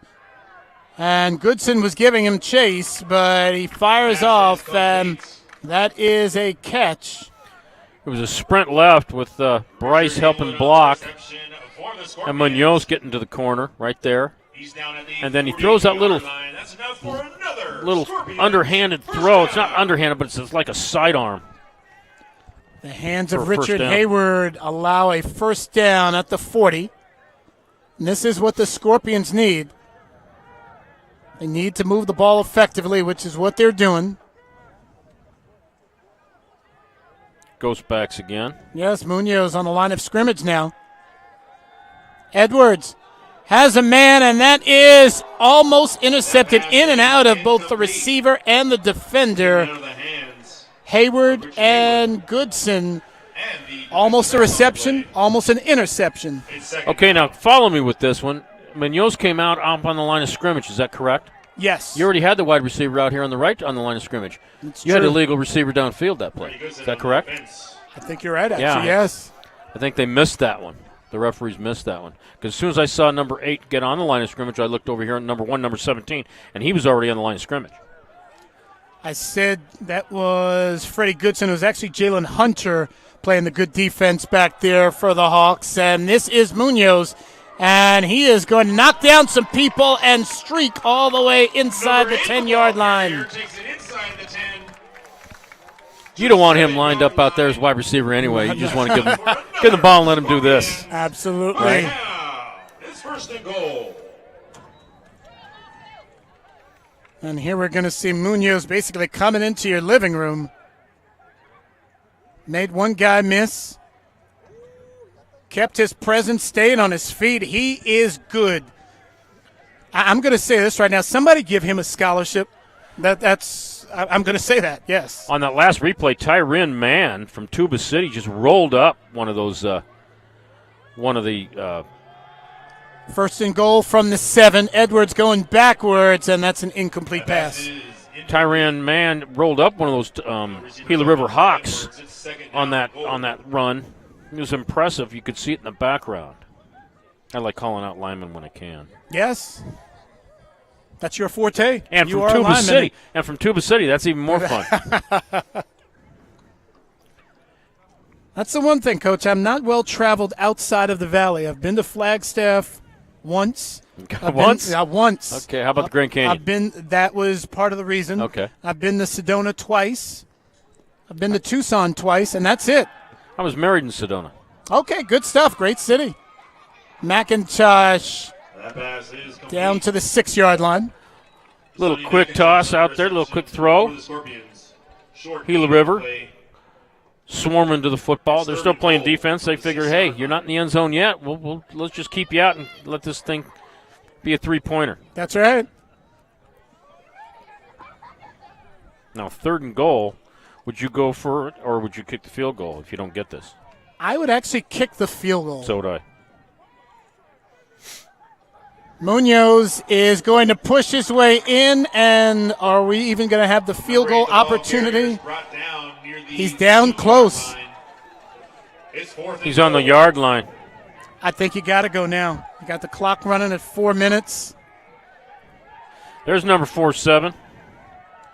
He's limping a Oh, little there bit, he is. though. Yes, you are correct. But he looks to me like he's limping. You're right. Bryce is out. Garnett Houston is in. And the pole is right in on line of sight. They're going to run ISO. 47's going to block straight ahead, and they're going to give it to Munoz. And there is Munoz, and he is going to be stopped short of the goal line.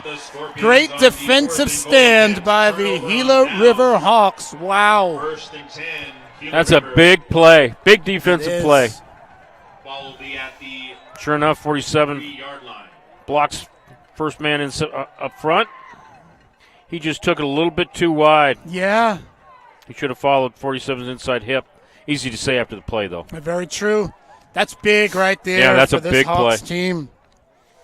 They've got to be stoked.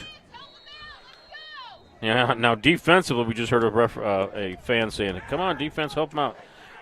That's the one thing I'll also say. I enjoy the crowds out here. Yeah. I mean, it's fun, and I mean they're out here cheering on their sons and their brothers and all of that fun stuff. It's good atmosphere on both sides. Man coverage, covering 7. Schmaltz trying to get out of his own end zone, and he does that, Yep, and he does that some more as he will run out to the 15-yard line. He's going to get a first down. He almost got sacked for a safety. Absolutely. Kenneth Johnson almost brought him down. Yep, had the presence to get out of there. Yep. Right there. 1st and 10 Hawks. All that light blue could have meshed as one. Yep. That's a big play by Schmaltz. Yes, it is. So they get it out to the 16-yard line. That's where they'll spot it. Omarius Burnham brought down at the 20-yard line. Cordova in there as well as Kenneth Johnson. Big 6-yard gain. Mm-hmm. If they continue to get 5-6 yards a pop, I'd run that the rest of the night. Yes. Get some time off the clock, up by 14. Keep the ball in your hands. You got a tight bunch trips over here on the right. And that's Elijah Peters streaking around right side, picking up some blockers. He has got some great speed, being chased, and he is going to outrun everybody for a touchdown. But there is a flag. Where's the flag at? I'm hearing the whistle. I don't see the flag, but I'm hearing the whistles, and the Scorpions bench seems to be very happy. Yeah, the flag is in the backfield, out back by the 30. Must have been a holding call right there. Looks like, Holding is the call. It is. On the right, looks like it was the right tackle. Or That negates the score and pushes the you ran quad over there. You had a wide receiver wide, then you had 3 people, a tight bunch right there, and then you just ran fly sweep and you outnumbered everybody. Blake Taylor giving chase along with Xavier Hill, but in the end, it was Elijah Peters getting into the end zone, but it will not count. And a matter of fact, the Hawks will be backed up. They'll keep the down, though. Elijah Peters got a little bit of speed. He does. 7 and 9 of the Scorpions was Hill catching up and to him, Taylor. and then he Put in that second gear. Put in that second gear. Yep. Want to thank everybody for watching, as this is brought to you in part by Dynamic Video Solutions. Thank you for allowing us to be part of the HJCAC, and definitely we enjoy covering your players. Schmaltz is going to chuck it way downfield, and it is going to be out of the reach. Looks like they were going to Modica. First time that we've seen him targeted tonight. We've seen him on the kickoff returns. Yep, I like to see that. You got to go deep once in a while and just let it go. If you can make 50% of them, that's a big play. Yes. And Schmaltz got the arm. That was a pretty good throw. A little bit outside. But shoot, that ball was in the air for a good 40 yards, I think. Wasn't Yes, it was. Had some air under it, that's for sure.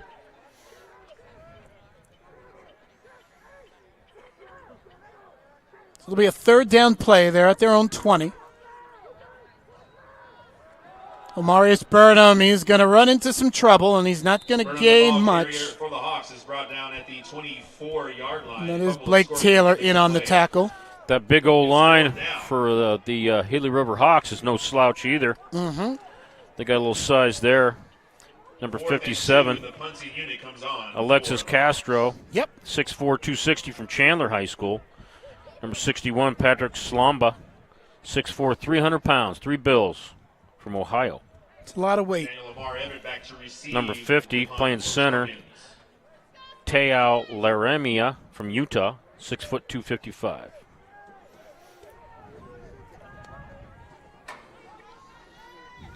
Daniel Lamar Everett dropped back around his own 35, waiting for the punt. High snap, but Austin Cogan fielded it, and the punt, plenty of hang time. Yeah. And it's going to bounce into the hands of number 99 for the Gila River Hawks. Nice punt. That was way up there. I lost it in the darkness for a little while. Mason Ennin ends up downing the punt. In the third quarter.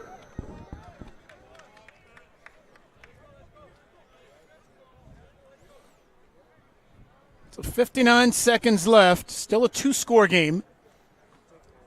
Gila River has a lot of offensive weapons. We'll see what Larry Davis does to counter that. Larry Davis, of course, the head coach of the Salt River Scorpions.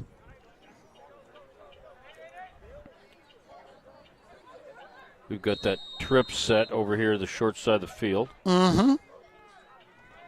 Munoz once again, he's on the carry. Number 8, the ball carrier. Gains about 4 yards. Little inside give. Offensive line getting a good push. Good 5 yards. Same formation, just to the other side now. We saw 28 points scored in the first quarter and only 7 since. Edwards has it. Slings it out to Marcus Moore at the 50-yard line, and he crosses midfield. That was almost knocked down by number 28, Freddie Goodson from Camp Verde. Stopped at the 49-yard line of the Hawks. That's enough for a Scorpions first down. Yeah, Freddie Goodson getting to play his home games at the same field that he played high school ball. That will be the final play. And we will get the last few seconds being ticked off. We have played 3 full quarters from South Mountain High School here in Phoenix, Arizona. It's the Gila River Hawks 28, the Salt River Scorpions 14. We'll be back. This is the HJCAC Game of the Week.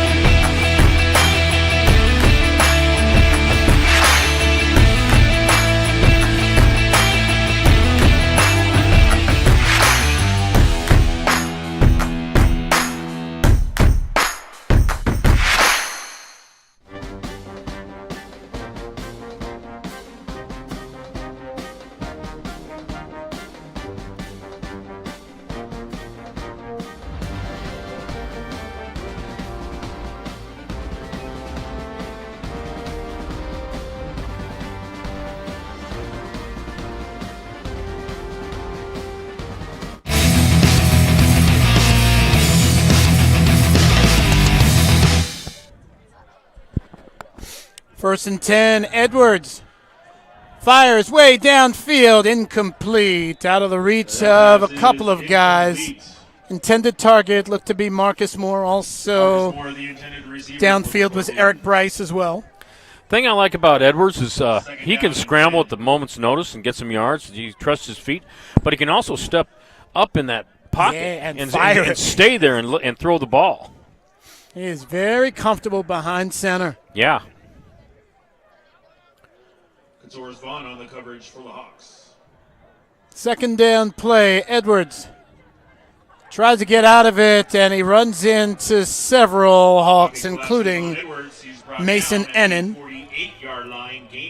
You've got the Hawks now running a cover one. Man underneath, free safety, deep, about 15 to 18 yards deep.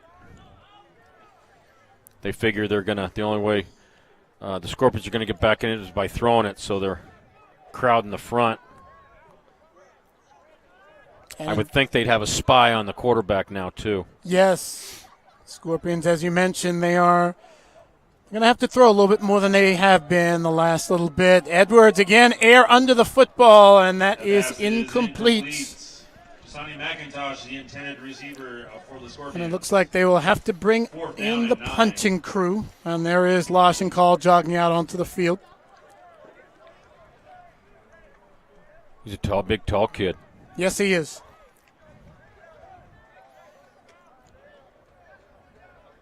And for Salt River, this is where you really want a really good punt. And Lawson Call's been doing a great job, but for the Scorpions, they would love to get something inside the 10 to be able to sort of control potentially what Gila River could do.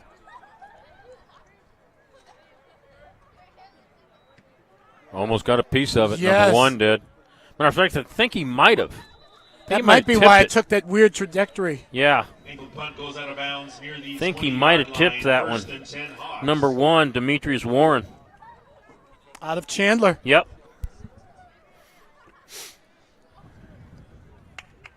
So they'll get it at the 20.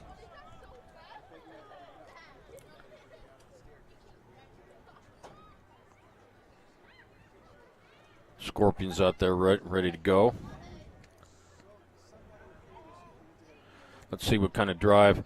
I would think this is probably going to be a little run heavy. Should be, yep. A lot of Burnham back there. Yeah, a lot of Burnham. Give me some Burnham.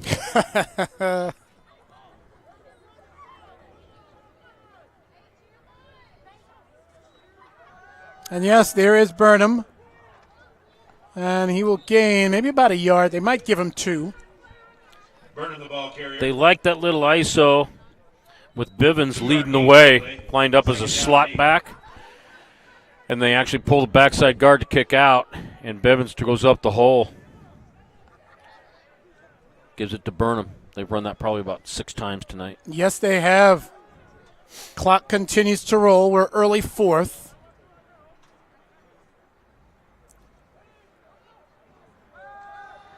Schmaltz throws complete. Bivens. They'll mark it out at about the 27, so this will be a 3rd and short. Bivens running a little out route. 27-yard line. If you're going to block for us, we're going to throw you the ball. Thank you. Yes. This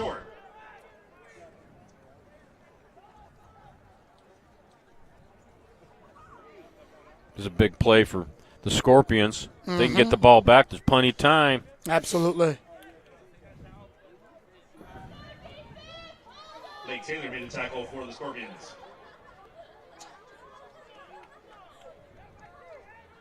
Hawks in a little pistol set. I haven't seen that too much. And Burnham is going to be short of the first down. It looks like by about a yard. Yep. Short of the line to gain. This is a no-brainer for a punt. Yep. 4th down and 1.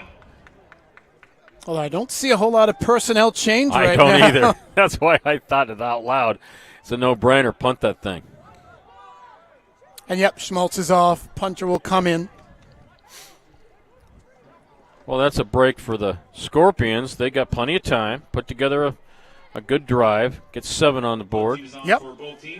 Depending on how much time you use, you either kick it or onside maybe. It depends on how much time you use. Yeah, no, I don't think you'd need the onside if they had a 4 or 5 minute drive. But I think we're both in agreement they'll probably have to throw a little bit more than run for the rest of this quarter. Right. Daniel Lamar Everett is back around his 30. Punt is off. And it is going to bounce out of bounds right about the We'll call it the Scorpion 45-yard line. Near the 46-yard line. First and 10 Scorpions. So let's see what the Scorpions have up their sleeve. This is a must score, I think. Mm-hmm. Doesn't have to be quick, but it needs to be productive.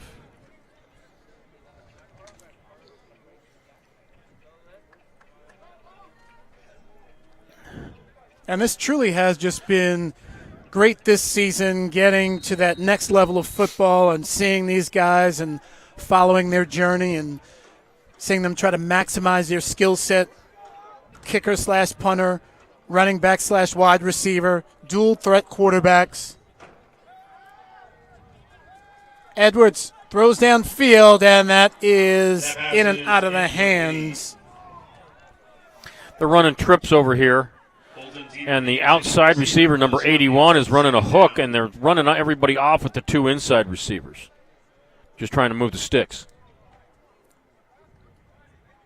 And, yes, those are the types of plays that you want to run. Those are the types of plays the receivers need to make those plays. They need to hold on to the football.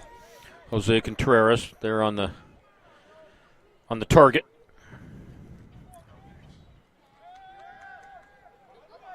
And again, once again, at the time, it is complete to the 44-yard line. He was the outside receiver on this one. Just ran a quick hook. Caught the ball, made a kid miss. Got a nice 7 yards. Nice catch. Makes that kid miss right there. Clay Sokol makes a tackle for the Hawks. So not a first down yet. 3rd and short.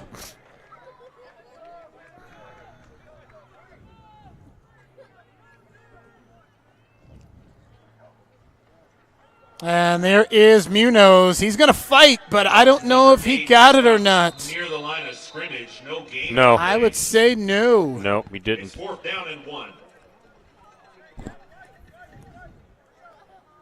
Number 10 blew up the inside. He was getting double teamed, blew that up. That's Sammy Siaki out of Highland High School. Right. And they are known for their defense. Yes, they are. And then the other Hawks followed suit, finished the job up. Edwards once again on 4th down, a little pitch and catch. Colton Teeter on the reception, and he's bringing some Hawks, some Hawks with him. 35-yard line. You only needed a yard, so if you looked like your corner was lined up about 5 yards, 3 to 5 yards deep, just run that quick hitch. Wasn't even a thought, just I'm going to throw it, let's get the first. Smart football. Yes. Clock continues to run, as you see, 9:45 and counting. So for the Scorpions, yes, they have to realize you don't need just one touchdown, you need 2, and you're going to need a stop on defense. At least one stop on defense. That's Bryce in motion. Edwards has room.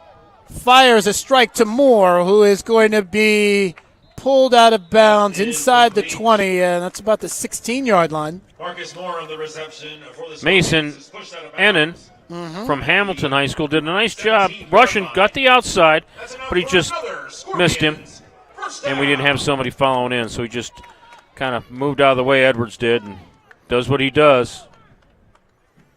Nice drive for the Scorpions right now. Absolutely. It is a pass-heavy drive. Dink and dunk. Edwards into the end zone, and that is going to be Colton Teeter diving. He hits the pylon. That is a score. That is what the Salt River Scorpions needed. Yep, exactly what they needed. They only took about 2 minutes off the clock. It's a nice drive. Stayed patient, worked it down there. Great effort by the receiver to get in the end zone.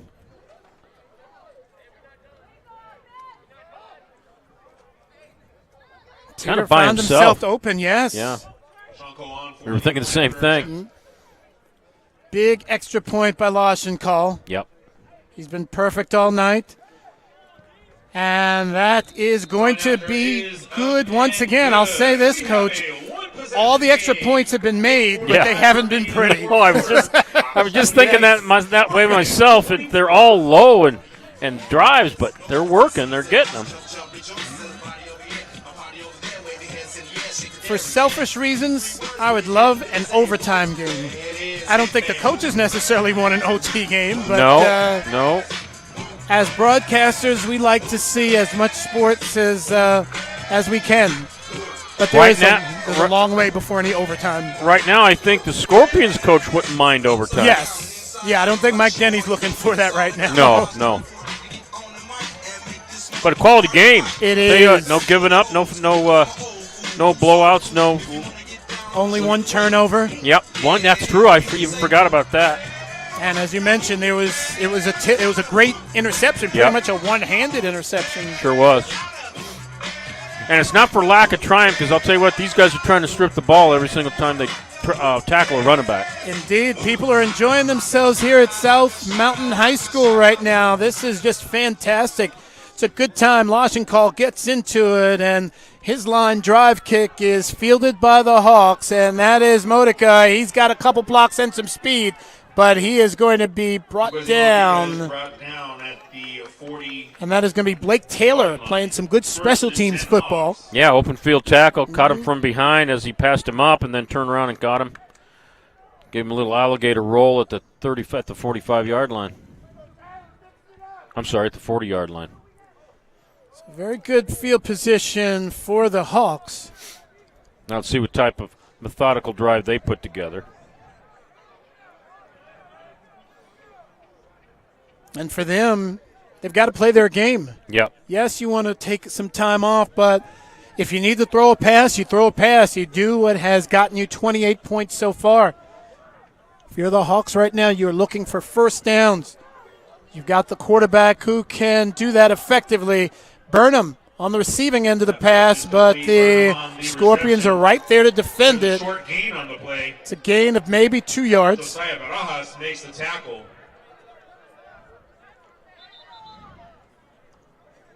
You had number 3 up top blocking a DB. A little bit of extracurricular, I think, on the sideline. I think they were looking for a flag.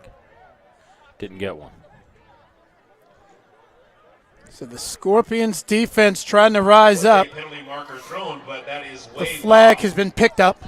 Result of the play is a gain of 2. They're lining up. They're trying to overload on that side, and this time instead of throwing the pass to the inside receiver, they just threw it to the running back that ran like a bubble route out there.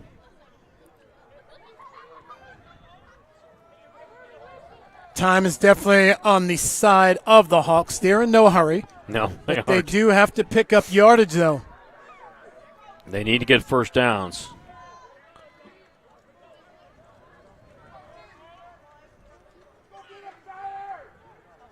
Schmaltz, hands off to Burnham.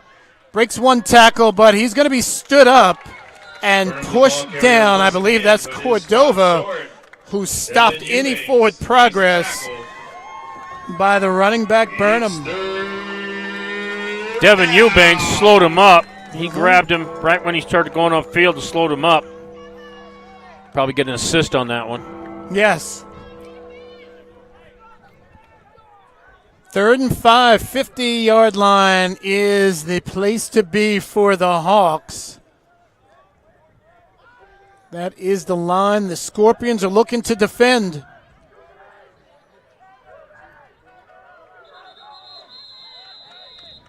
Whistles all over the place. Was there whistles? Timeout. The Scorpions, I believe. I mean, by the Hawks, rather. Yeah, there was some confusion. You could tell they weren't sure where they were lining up, and this is kind of a big play to having the confusion on where you're lining up.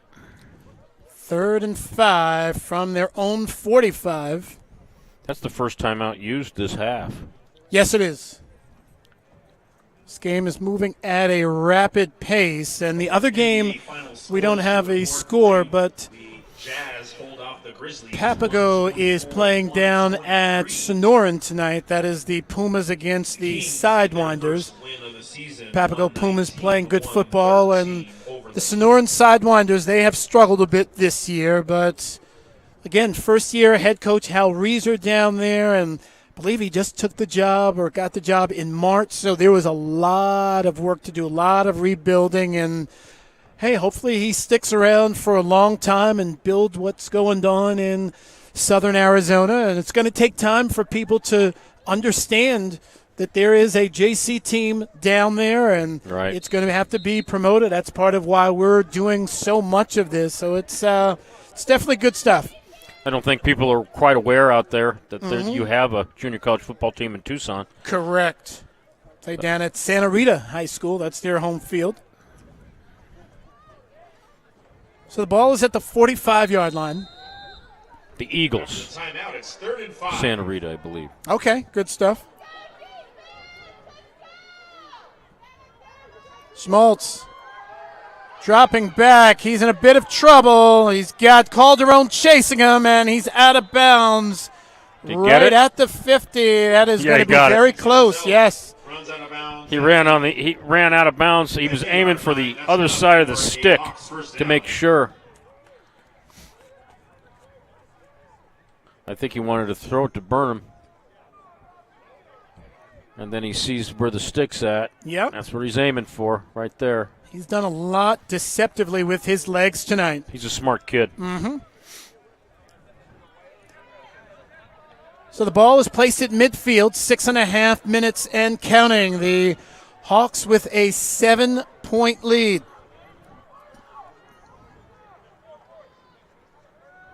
I believe this is not Peters. It is Elijah Peters breaking some tackles. Everett down there trying to bring him down. He and 3 other Scorpions finally get him to the turf at the 33-yard line. He's got some deceptive speed. He does. He can stop on a dime and change direction. It doesn't have to be big direction, just a little bit. See that, how he leans into it? First I thought that was 88, but it's 82. Indeed, Peters. And you're right, it doesn't have to be a big direction, and we're seeing those jerseys be pulled, and these guys are just keeping it moving. Yep. This is good quality football tonight. This has been a fantastic game. You are so right, Coach.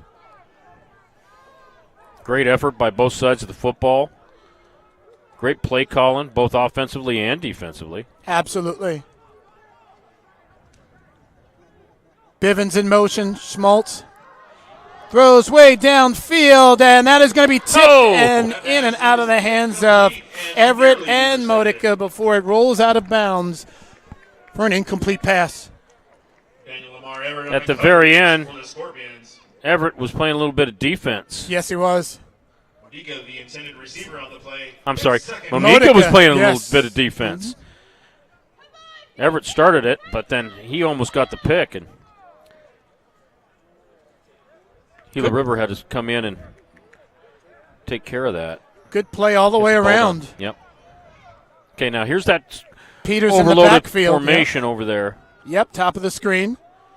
Peters with the ball, and he is going to get out of some trouble, and he doesn't get too much, and we do see a Scorpion who is down.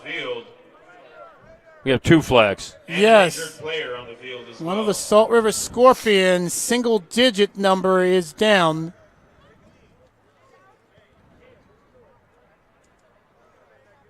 And you've got Mike Denny, the head coach of Gila River, out there, along with Alex Horn, the Salt River running backs coach out there.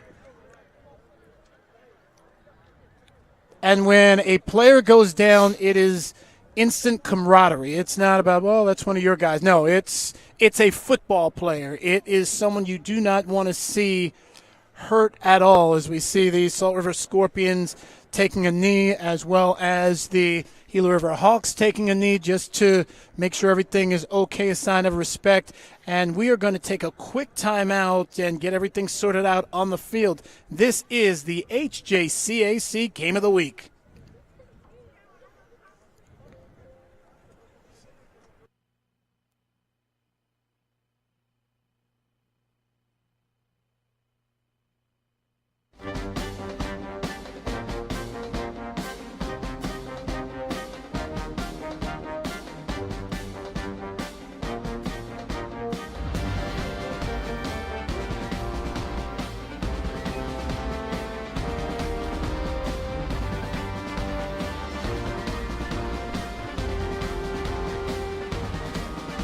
Find your purpose at Grand Canyon University. Private, Christian, affordable. The long wait is over, Pit Boss Nation. I am Patrick Peterson, and I am Pit Boss. What me and these girls have in common, we both have you covered. Pit Boss is locking it down by bigger, hotter, and heavier grilling. You do want this smoke. Pit Boss is the fastest growing brand in the grilling market. And trust me, I know a thing or two about speed. With 8-in-1 cooking versatility, you can always run the right play on our gridiron. Send a blitz with a hot and fast grill job, or drop in the coverage, or go low and slow. With the best value on the market, Pit Boss sacks the competition. From the Pit Boss family to yours, let's take it to the house.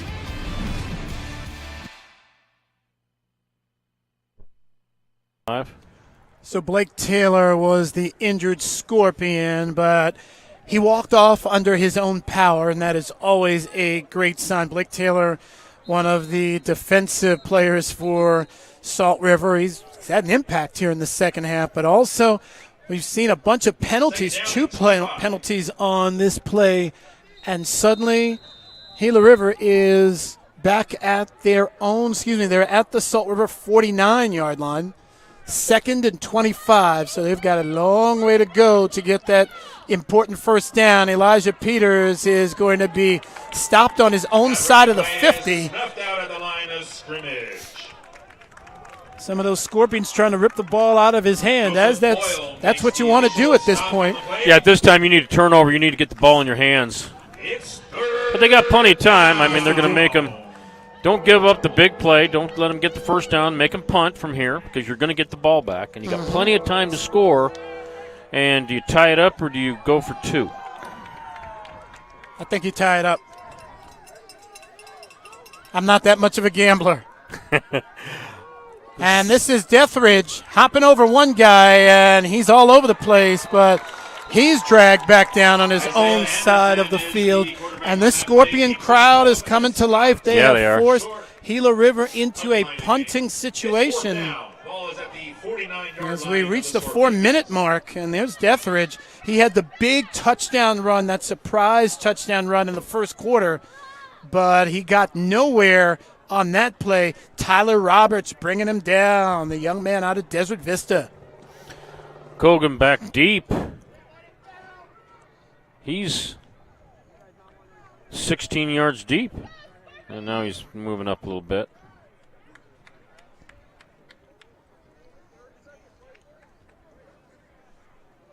He's deep. He's about 15 yards deep. For Kogan, his main job getting the punt off, and he's successful in that aspect. We'll see what type of roll it takes. It took a Scorpion bounce. Yep. And Salt River is going to start at their 28-yard line. Wow, Coach, we're in for a good one. Great ball game. Great ending to a ball game right now. We got 3 minutes left. Scorpions have all 3 timeouts left. They've got a four-headed monster on their offense. Yes, they do. So I really don't know what they're going to do. They got quite a few things they could choose from. Throwing the ball, running the ball, set up the throw, and then scramble. They have plenty of options. Yep. And they've got an outstanding QB to execute those options. Munoz in the backfield. Edwards downfield, and that is going to be incomplete. Definitely some miscommunication there. You had the wide receiver running a 10-yard out, and you had the quarterback throwing the fade route. So obviously they would like to have that one back, but you can't, so you move on. 2nd and 10.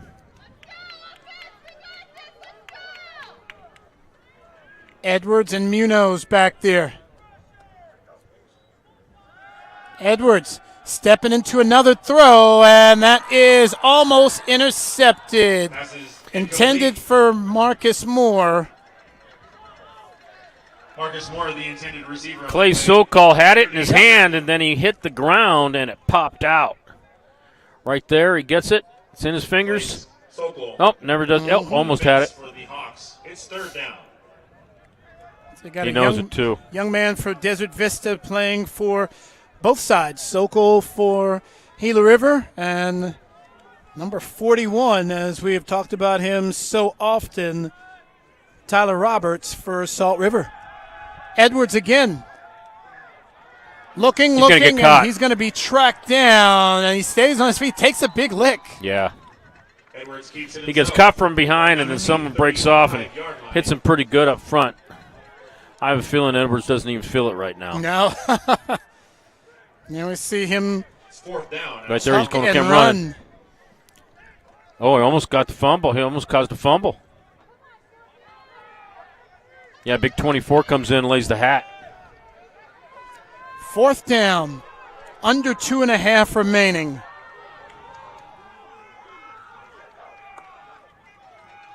Trying to get him Trying jump off. to draw them off sides. They got plenty of timeouts left. Yes, they do. Draw up a good one. Salt River uses their first timeout of half number 2 as they get a look at the big O-line for the Scorpions. Isaiah Cortez, number 72. He's out of Washington High School. And we will take a quick break. We're going to take a timeout with the Scorpions. This is the HJCAC Game of the Week.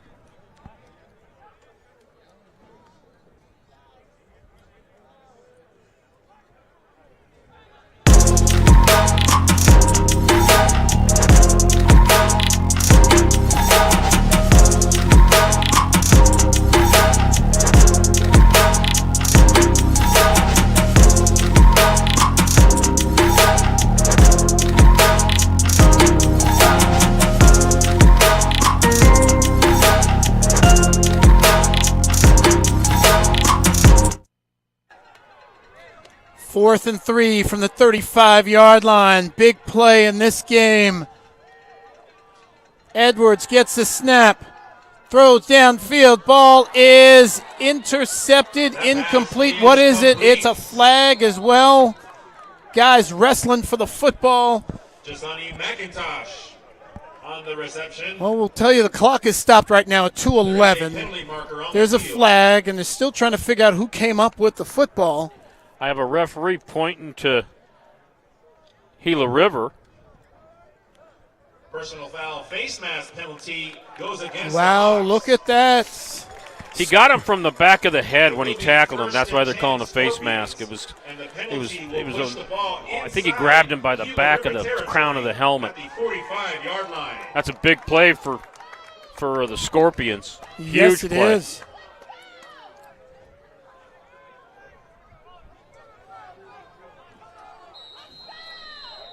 .210, clock is running. Bryce out there, McIntosh, Moore, Munoz, the horses. Better hurry up. And I just heard a fan say, why are we wasting all this time? She is so right. The Scorpions need to get on the move. Edwards throws, line drive, and that is going to be caught by Marcus Moore. They're at the 20-yard line. He's pumped up. He gave us the Popeye arm. Clock is rolling. 1 minute, 36 seconds. 2 timeouts, though, so the Scorpions still can manage the clock very well. Edwards throws very, very high, and he just got rid of that one. It'll be 2nd down. Yeah, I think he just wanted to get rid of that baby. He's not that off aim very No. often. He must have saw a guy coming right now. They're doing pretty good. See how wide those ends are going? Yes. Those ends are going wide. They're keeping contained. And you got some people inside waiting for him to run to him. So he just threw that baby away. That was smart. Yes, it was. 87 seconds left. QB1 throws, and it is caught. McIntosh snares it, but the clock continues to run. It's at the 15, so they pick up 6. They got 2 timeouts left. If they're going to stay off the offensive man that far, 5 yards, just dink and dunk it. Call a couple timeouts. You got time, but you need to hurry and get the play in. 1 minute left. Edwards Throws it out to Munoz. Munoz trying to get towards the end zone. He is pulled down. Number 8, he's brought down at the 6-yard line. It's going to be a first down, though. First and goal. First and goal, 51 seconds remaining. And it looks like the Scorpions are going to take a timeout. They do take their second timeout of the contest. Will we take the timeout with them, or will we stay right here? We will stay right here because we get to talk some strategy. Yeah. This is good stuff. I mean, this is just this is one of the best football games I've called in a long time. Yeah, great game. Anytime you start talking about coaches using their timeouts, needing to use their timeouts, we've seen some great stuff. We've seen some terrific offensive plays. We've seen some great defense. Just the one turnover, and even that was a terrific one-handed interception. Yep. Nothing's been sloppy. It's 1st and 6. You got one timeout left. You might throw a couple of dinks, a couple of quick hooks if you can. And if it's not there, throw it away right away. Yep. You got time. You could also do a run. Well, I'd save that for late. For the scramble. Yes. I mean. That's right. You still got the timeout you can call right after that scramble. Unless it ends up in the end zone, then you're celebrating. First and goal on the 6. Handoff. Munoz is going to be kept out of the end zone. Ball carrier on the play, 1 yard gain. They're not calling timeout? Yeah, they did. They are. They are going to call their final timeout. Timeout. Salt River. And that was an interesting play call, Coach. Yeah, we kind of thought that we'd see something going towards the end zone, into the corner of the end zone where the clock would stop. Yeah, I would think, because actually when you call a pass play with Edwards, it can be a run play. Right, the way he scrambles. the way he moves. You're so right. I'm thinking, you could kind of let him know, hey, you got a green light for the scramble if you think you can get it in the end zone, but if you don't, you need to come up with the timeout signal. That's right. That's what I would think. But call pass plays. Then we get a look at both teams. Get a look at the Scorpions trying to figure out what they're trying to do in the last 42 seconds. They did gain 1 yard, but right now it's not about gaining 1 yard here or 2 yards there. It's about getting into that blue. Yep. Into that light blue end zone. Scorpions are back on the Hawks are back on the field. And here come the Scorpions, led by Isaiah Cortez, big offensive lineman. Will he be pass blocking or run blocking here? We got the stands rumbling right now. They are. This is terrific. Yeah, it's fun.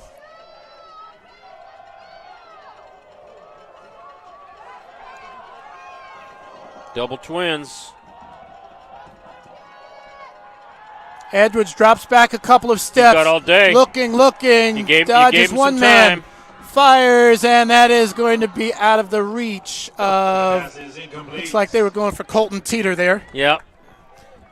You gave him too much time to throw it, and then you gave him the corner. Yes. It's 3rd down and 5.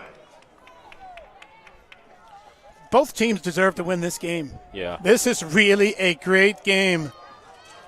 Yeah, it really is. You've got 2 plays left. You only need 5 yards. Plenty of time, 32 seconds. Correct. No more timeouts, however. You're going to have a spy on Edwards because I'll tell you what, I could easily see him winning this or tying this ball game up by scrambling. Edwards has it, looking, and he is going to be brought down by Mason Innan. They cannot spike it. You are absolutely right. They have to come up with a 4th down play right here and right now. Edwards and Munoz in the backfield. Edwards to the end zone, and it is incomplete. That pass is incomplete. And the Salt River Scorpions are going to turn it on downs, apparently. What a heartbreaker for the Scorpions. Yes. What a 1st and 10 Hawks. What a successful night for the Gila Valley Hawks. Gila River. Yes, Gila River indeed. Hawks. What a great wow, that job play by was them, not boy. that far from No. being complete. It was targeted for Marcus Moore. Yep. Classy game on both sides. It was. Unfortunate someone has to lose a game like that.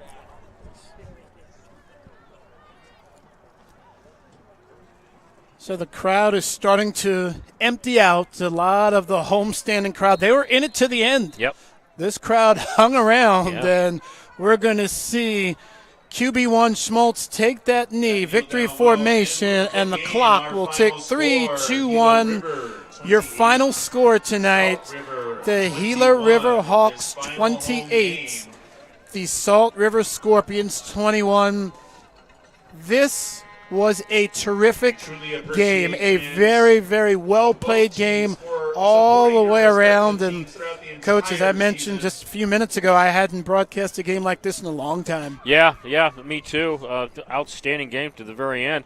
I really thought it was going to go into overtime. I was kind of hoping for overtime for selfish reasons. Yeah, but yeah. Obviously, one coach certainly did not want to go to overtime, and another one definitely did. 28-21 is the final. What a game by both teams. And when I talk about teams, I always have to talk about just really everybody who was involved. And we can start off with Dynamic Video Solutions for putting so much of this together. And, of course, I can't call him my partner in crime because he's a clean guy, but that's Greg Jones. He gets after it. He knows what he's doing as far as replays and just all the ins and outs and everything that goes into a terrific broadcast like this. And props to the Gila River Hawks and the Salt River Scorpions. They treated us to a fantastic football game tonight. Congratulations to both teams, but in the end, the Gila River Hawks moved to 7-1, and Salt River falls to 5-3. For my broadcast partner, Kelly Epley, I'm Brett Quintine saying good night from South Mountain